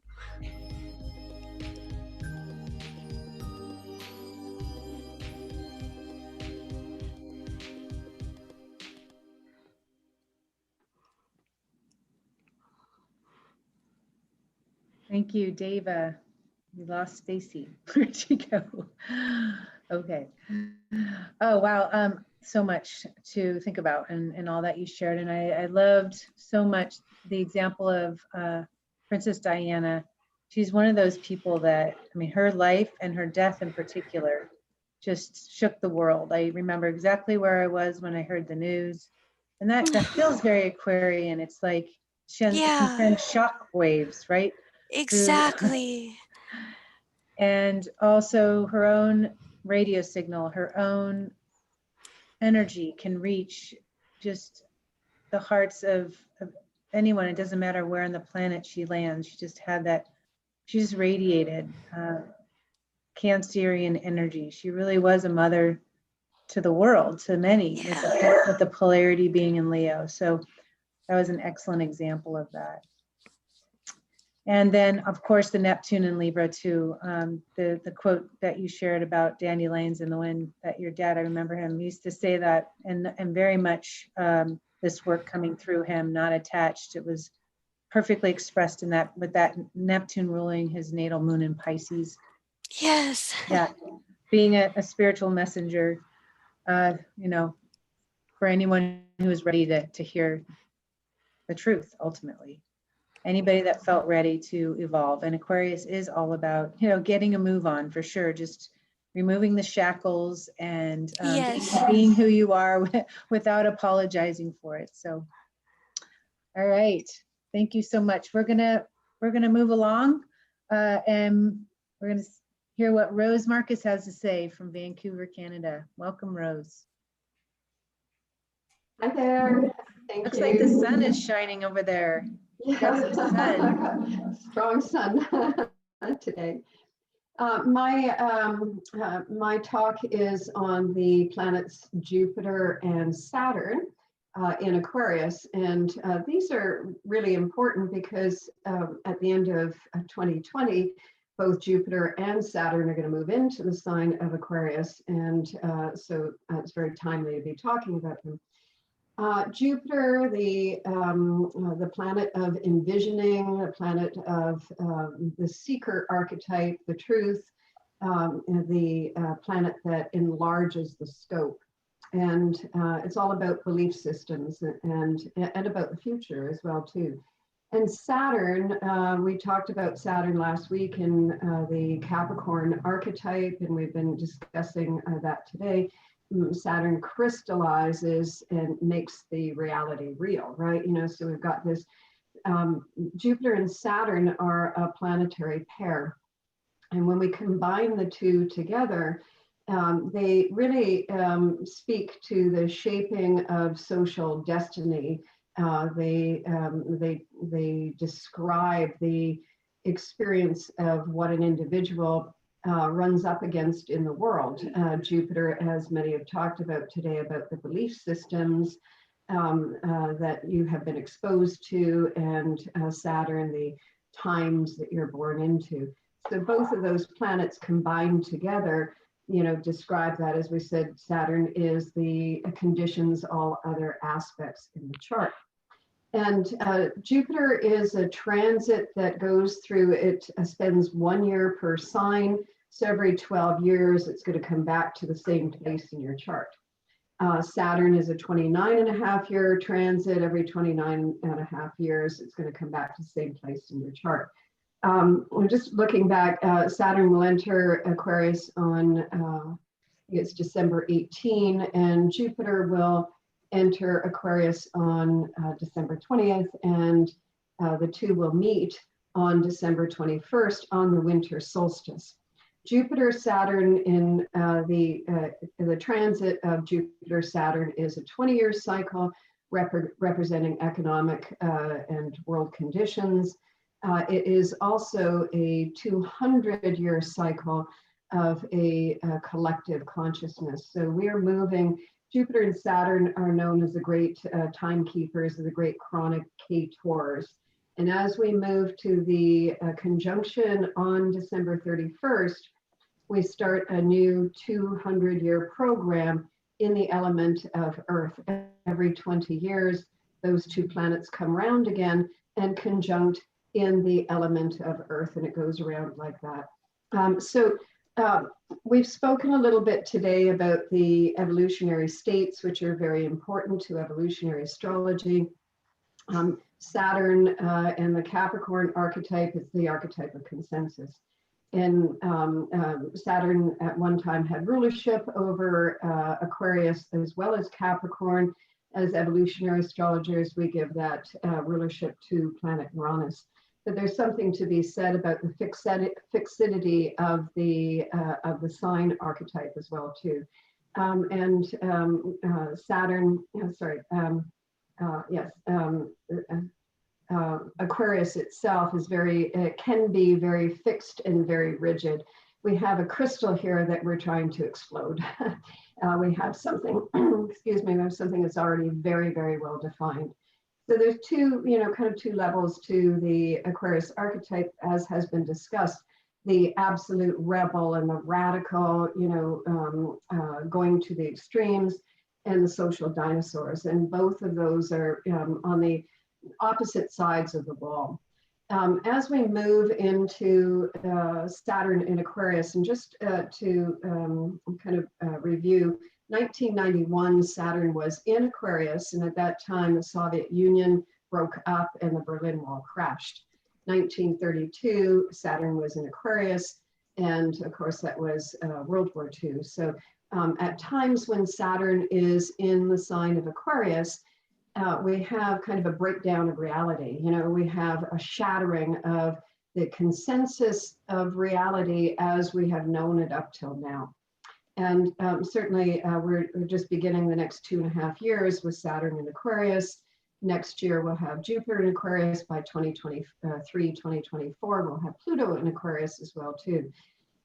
In the different evolutionary states, then the consensus state, and we talk about that in terms of social grouping, but you also have within you a consensus component to your consciousness. You have an individuation quality to your consciousness, and you have an imprint of the spiritual qualities as well too. So all three of those programs run within you. And as we move forward right now, social norms, Saturn in Aquarius, it is the responsibility, our social responsibility to the whole. Aquarius is the group, right? And Aquarius is the whole. As we move forward right now, Saturn and Aquarius, that shaping of social destiny, it's our basic attitudes towards the world at large. Saturn is about how we function in relationship to the world at large, our external world, the rules and regulations, our relationship to external authority. Well, Saturn in Aquarius is a signature for the shape-shifting of consensus, the shape-shifting of reality. And Saturn is the archetype of time. Forgot who said it, but some of us welcome change and some of us fear it. And Saturn in Aquarius can be very afraid to make change. But as we move through this period of time, we are moving in increments. That which is radical becomes normal or normalized very, very quickly, including trauma consciousness, by the way. We get used to seeing violence on TV, and then it becomes the norm and people pick up guns and so forth, right? But we are moving along right now to a radical reinvention of existing reality from the ground up.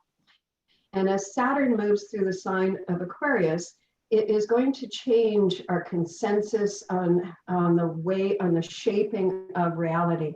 How are we going to chisel that? How are we going to sculpt our reality? This is on a move along right now, and it's going to do that for those in the consensus state who might be in that fear and want to pull back and be the social dinosaurs and want to keep Trump in office and all of that kind of stuff here. It is in small increments that they're going to get acclimatized to the changes that lie ahead. Saturn in Aquarius and Jupiter in Aquarius. Jupiter is the future. Jupiter is future bound. It's about envisioning. Jupiter and Aquarius fit very well together in terms of future orientation. Aquarius is an acceleration archetype We have an acceleration of consciousness going on right now. We have an acceleration of reality going on right now.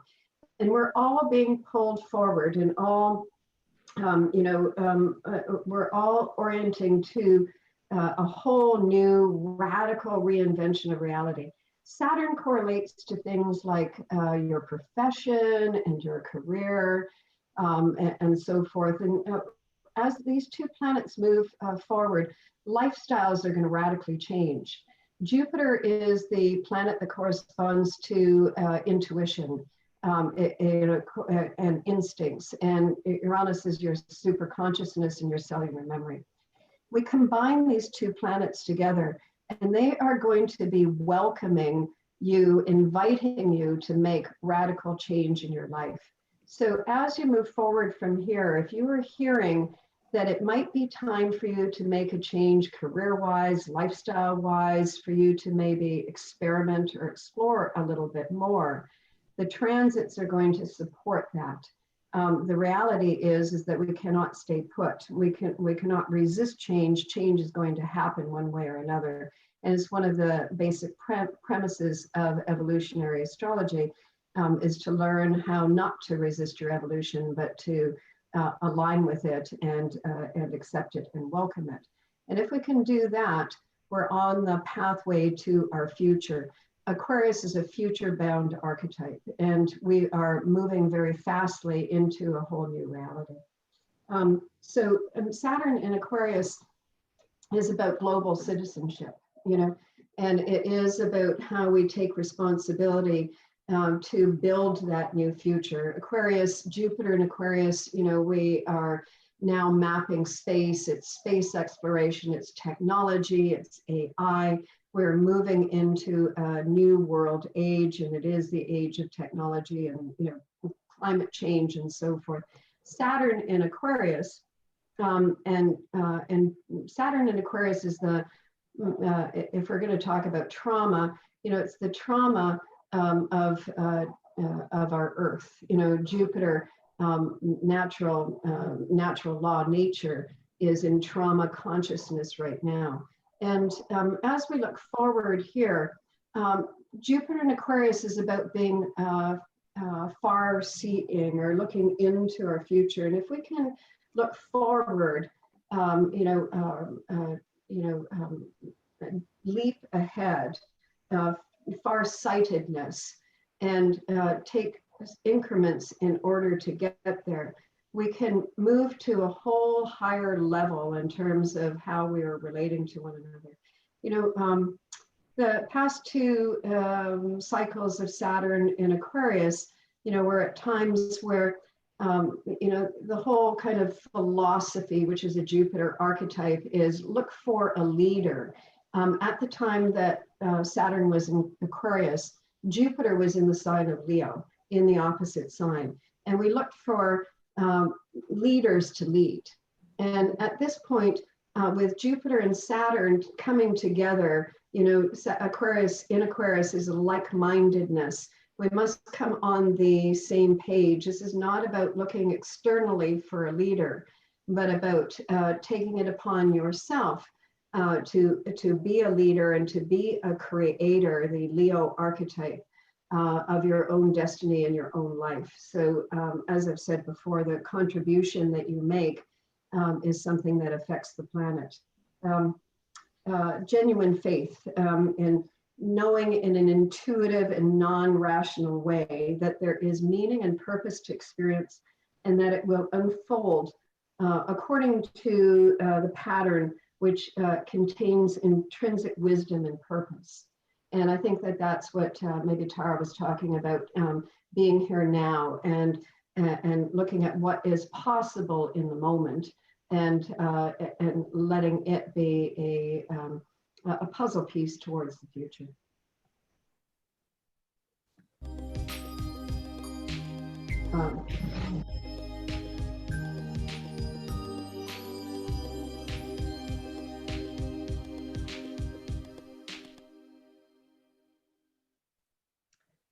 Well, being that you are an astrologer who writes wonderful columns about everything that's going on in the world every month, Rose, and we get to gather once a month to talk about the transits, it was very fitting for you to be speaking about Saturn and Jupiter moving into Aquarius. You know, you've got your finger on the pulse all the time. And I just love the way that you described how it's expressed in the world and within all of us. You know, being into evolutionary astrology to me and just being pulled into this work, and it's true what Sol said earlier, this is a body of work where you will never tire of learning something. You're growing every day, you're constantly being pushed. And when I think of Saturn in Aquarius, Jupiter in Aquarius, I do think of course, astrology, but when we think of Jupiter, it's about the truth of something. It's about what's natural, which is what this whole series was about.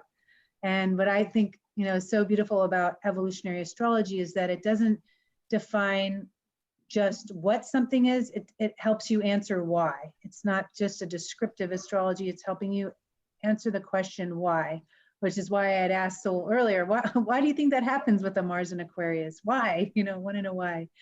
And so that's the power of this work. And so Saturn and, Jupiter in Aquarius, I think for all of us is just something we all embody, and that energy of just wanting to know more, wanting to know the truth.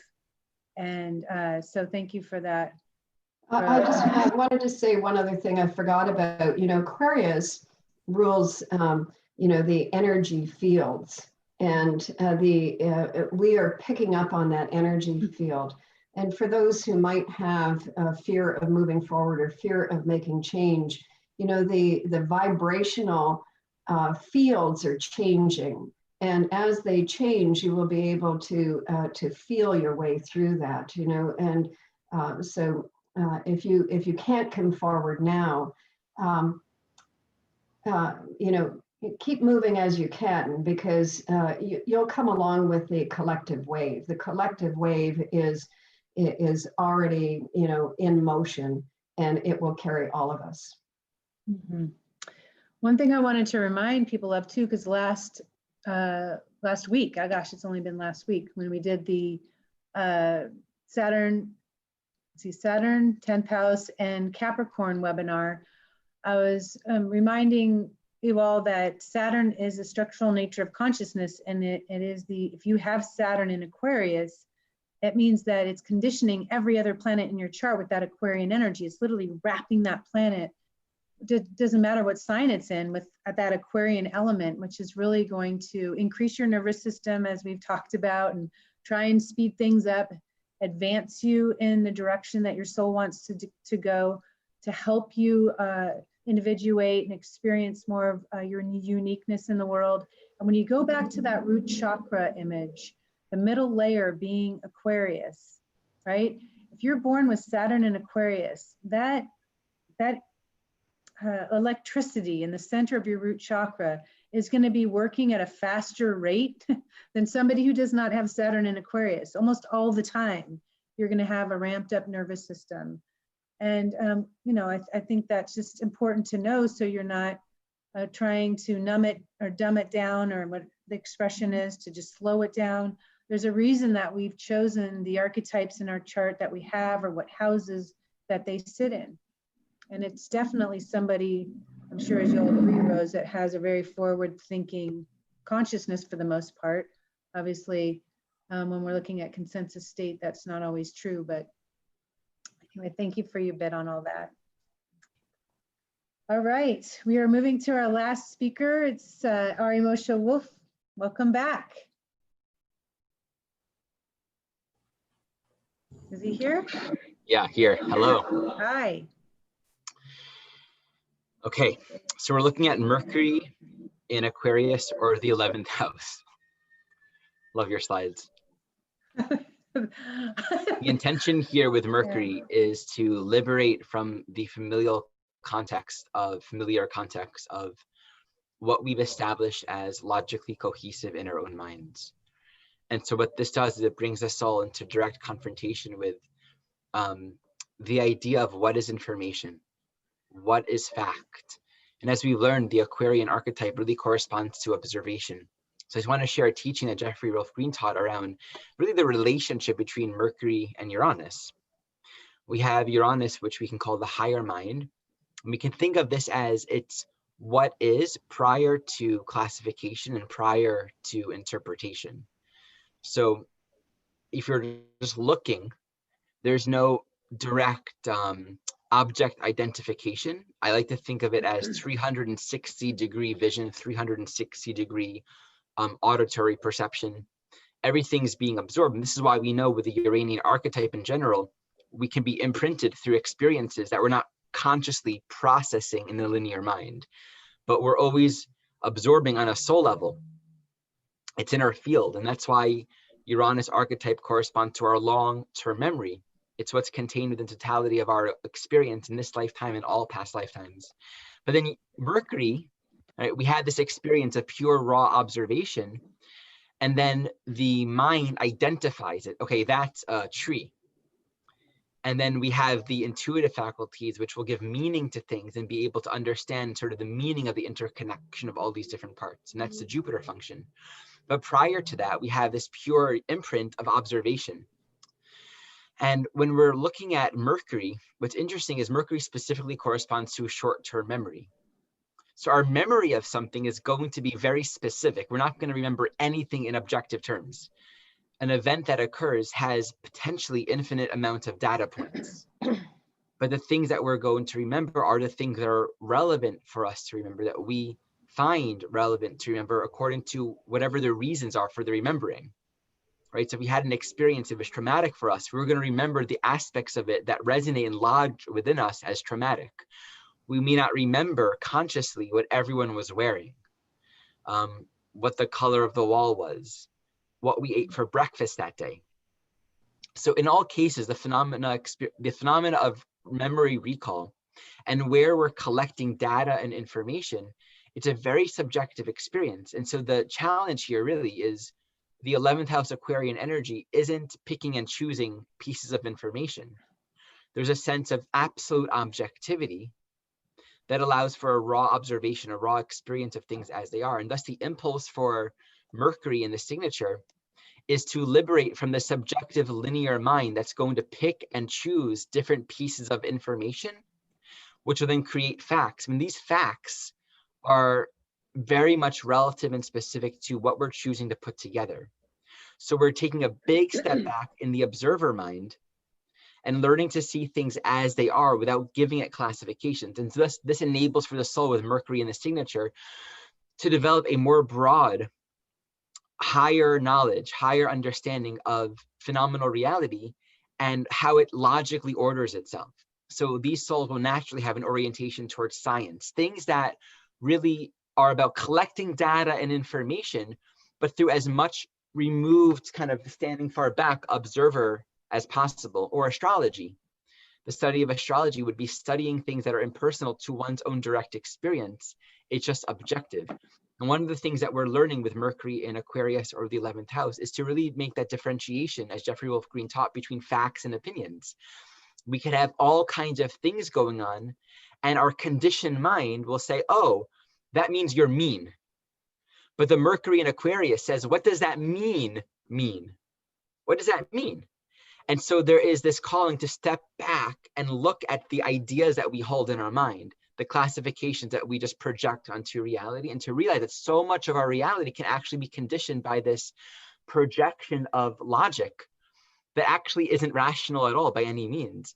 And so instead of calling someone mean, and this is just one example, it could be also, I don't like rainy days. Even that's an opinion. Maybe you can think it's a preference, but what is it? You see, we could just stop there at that sort of conclusion. It's a perfect sentence. It's a grammatically correct sentence. But when you actually look at it, what's actually happening? Well, I don't like rainy days. I have an actual experience that I can observe emotionally, and this emotional experience is a sort of impersonal phenomena that's occurring, and I can observe it. But when we classify it in this what's the issue with Mercury? Duality. When we make this very dualistic, we hold things in these dualistic terms, we're no longer seeing things as they actually are. We're living in our minds. We're living in our own mental projections. So when we liberate from that, we're actually looking at things as they are. And thus there's a sort of ability to be reading Mercury, collecting data from life with this curious observer quality, as if everything was a tarot card, right? It's like, there's a person, I'm noticing a reaction, but instead of going into the mind about it, because really that mind orientation can be a way of dissociating from trauma. And so one of the challenges of Mercury in this signature is a hyper-vigilant, hyperactive, hyper-nervous mind that can project stories of paranoia and fear and disunity, because there is the imprint of what is not yet resolved. And so we're going to see things and classify it and label it and call that truth. And when I speak about truth, that's a Mercury, call it a fact. That's a Mercury thing. We can use the word truth for Mercury as well. That's a fact. This is objectively so. You said this to me, that means you are this. And so we want to take space from that. And then what happened to liberation, the awakening, is actually seeing the world free from concepts, free from linear logic, free from classifications. And so there's a sort of freedom in the mind to not know what to think about something. Like, I don't know what my opinion is. And it's almost this inability to actually genuinely or seriously have an opinion, because it's seen immediately as absolutely absurd. Because a second opinion is formed, there's a subjective stance, and you're deciding what things are logically. And so this also is akin to the energy of the Fool, the archetype of living without context, living without a map, and realizing that all the maps, the semi-sextile of Saturn, these are collective agreements, things that we've decided and agreed upon. And they're not actually necessarily what is, if I don't want to think of it as that. Okay. Of course, we could also have the trauma of, information and science being burned and being told, oh, you can't share this information because it's wrong. It's not religious. It's not appropriate. It doesn't fit into the boxes of this. Aquarius is always dealing with that reality. There's oftentimes this trauma around communicating, around sharing objective facts and knowledge. And this can be a lot of times the imprint of book burnings. A lot of souls with strong 11th house, Gemini, Mercury stuff often has that memory of, being a part of these library communities where there are all these texts of knowledge and science and health and astrology. And of course, the mainstream world will just take that and say, devil, wrong, and burn it all. And thus there can be this sense of, if I'm in school and everyone's learning these things, I have Uranus in the 3rd house. So for me, Uranus in the 3rd house was just this experience of feeling like everything that I was learning was completely arbitrary and meaningless and useless. And I didn't get it. I didn't agree with it. It didn't make any sense to me. And then sharing my ideas, sharing my thoughts, asking questions. Mercury, Uranus and Sag in the 3rd house. Oh, I'm getting really late. I should move on. Anyway, to actually speak your mind, there can be this experience or this imprint of, outside, or you can't speak this, you can't share this. Quickly, Uranus in the 11th or Aquarius, the essence of Uranus corresponds to our essential nature, our individuality as we are created. So the soul's individuality, it's not the same thing as personality. And so when we access Uranus in 11th house, there's a natural resonance according to who you are as you were created to be with everything in life, like the cosmos, the stars. Everything in a constellation resonates with everything else, and it doesn't have to try to make itself to be what it is. Its individuality is what it is, but at the same time, there's a natural relationship to everything else within creation. And there's sort of this amazing awakening with Uranus in the signature of seeing everything is exactly what it is, and you can't make it so. Even inventions, even new technologies are all just metaphorically touching upon an awareness of essential nature of a universal archetypes, the mind of God, the nature of manifest creation, as it's expressing in the fractals and the individuality of all that is. So we're always, like Marshall McLuhan says, you can improve upon the content of something. Computer is the improvement. It innovates the typewriter. But what is all that speaking to? What is a computer speaking to? What is the internet speaking to? It's all sort of a metaphor to the network of consciousness that we're all sharing in. And the idea of sending someone an email, when we evolve and as we understand that community is inherent to life, you don't have to find your community. You don't have to be someone or conform or do something to fit into something, because community is a natural experience. And thus Uranus in the 11th or Aquarius teaches us this deeper teaching of inherent belonging. Inherent belonging being one that says, just by being what I am, I belong with all of creation in the natural way that everything is what it is.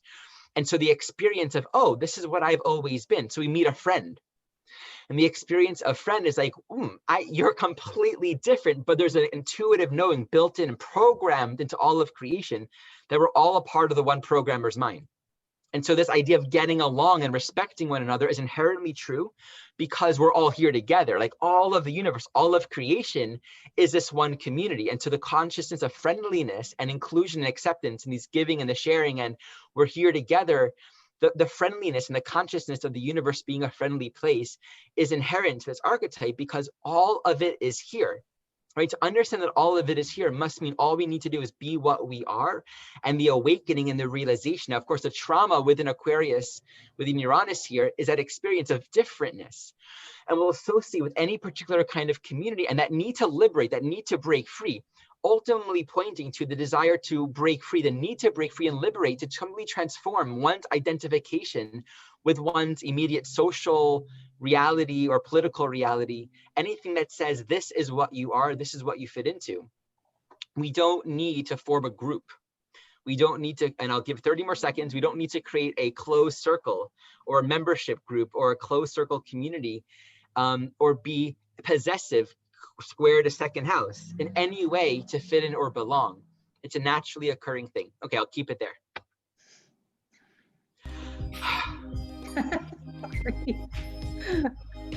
Trying not to.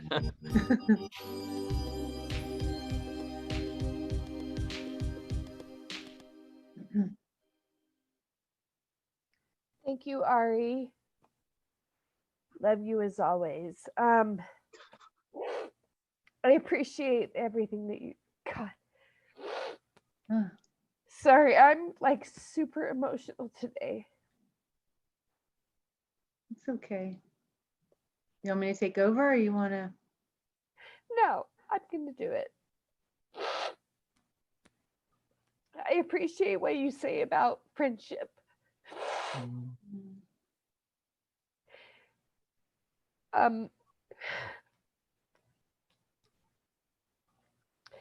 Sometimes we come into life and we have certain people, certain structures, and as we individuate, it can create some I don't know, deviation. I don't know if that's the right word, but there's growth. And sometimes the people that are with you in the beginning don't stay with you. But in the process, you find people who are with you in the ways that you are growing.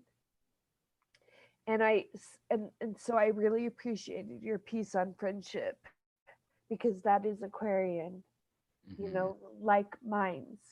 And it's so important. It's so important. You know, when someone is trying to break away from the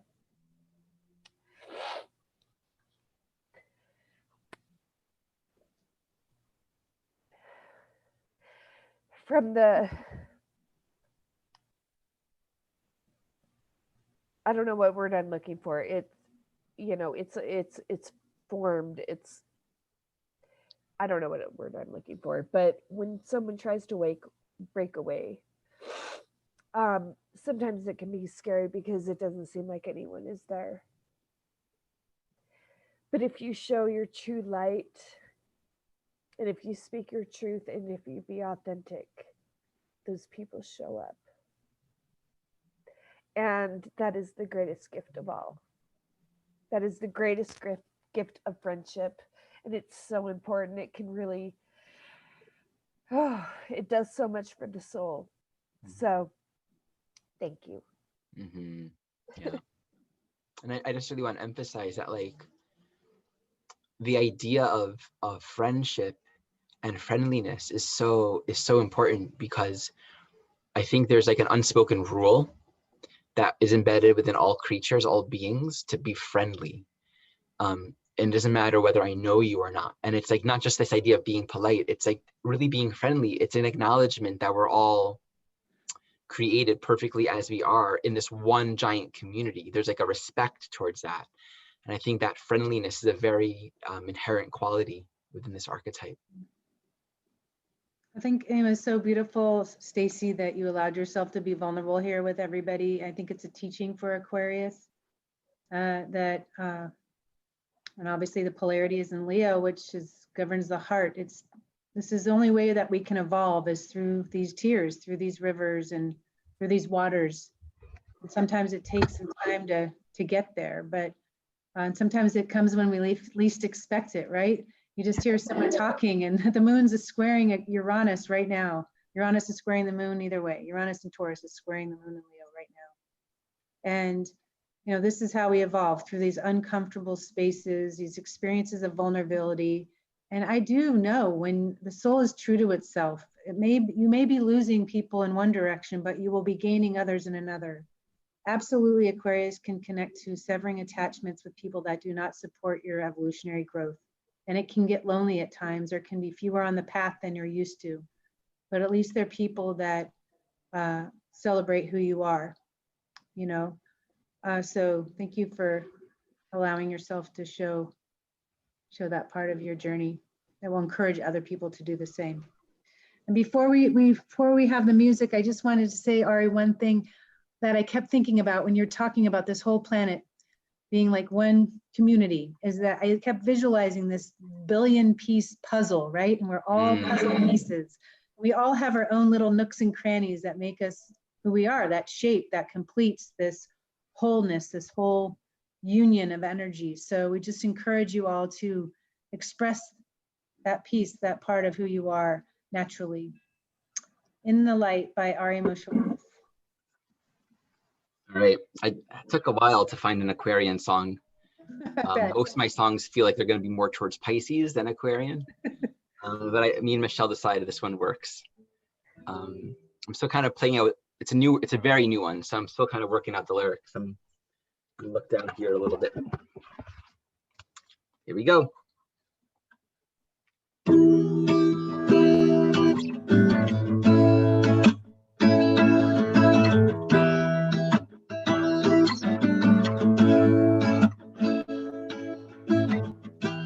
I remember who I am. Time will end and space collapses. I find my freedom in the oneness. Driving now, I take you with me.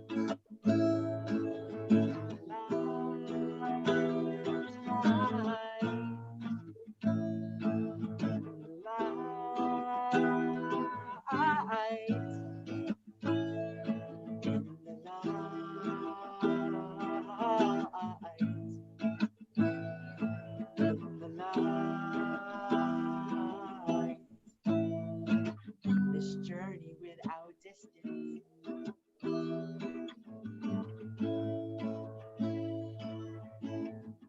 As you remember who you are.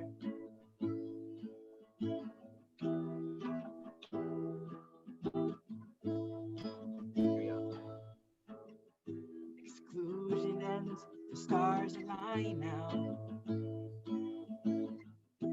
We find that freedom is the same as mine. We are together, we go together. In the light. In the light. In the light. In the light.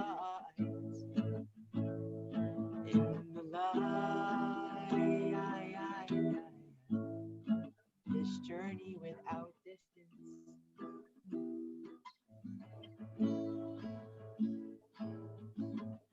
As we remember who we are.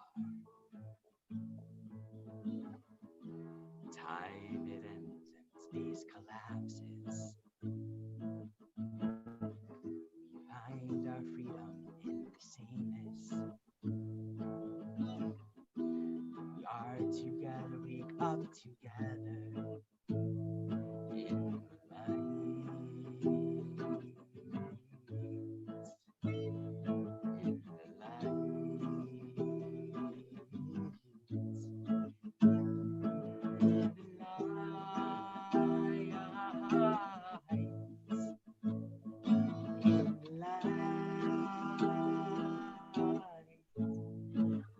journey without distance.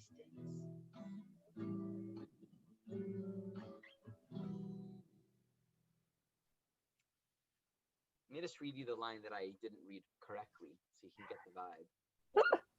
As you remember who you are, exclusion ends, the stars align now.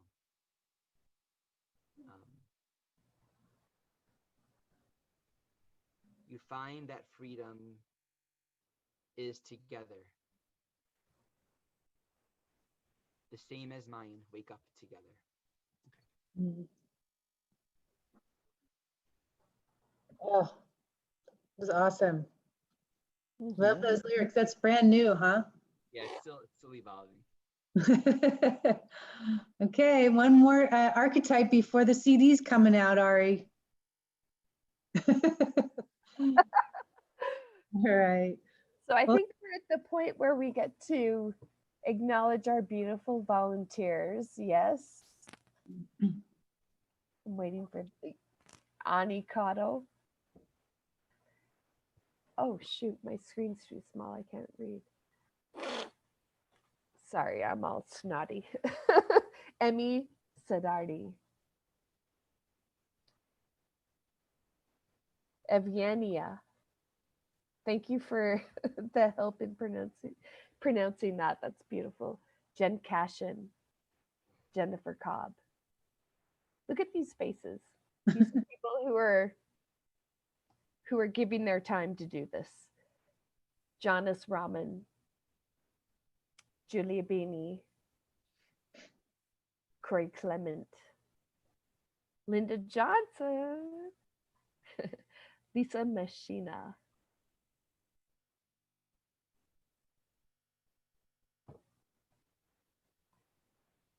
Mara Barwat. Matt Dragonstone. Monica Bravo. Neville S. Drake. Nicole Enos Harnish. Thank you, everyone. You are giving your time. You're doing it for free. You're doing it of your soul, and it's going to reach More faces here, Stace. I'm sorry? You have more to... Oh my gosh. I'm sorry. I'm so sorry. Nix Montoqueros. Rachel Talia. Sarah DeHaven. Shelley Brown. Oh my gosh.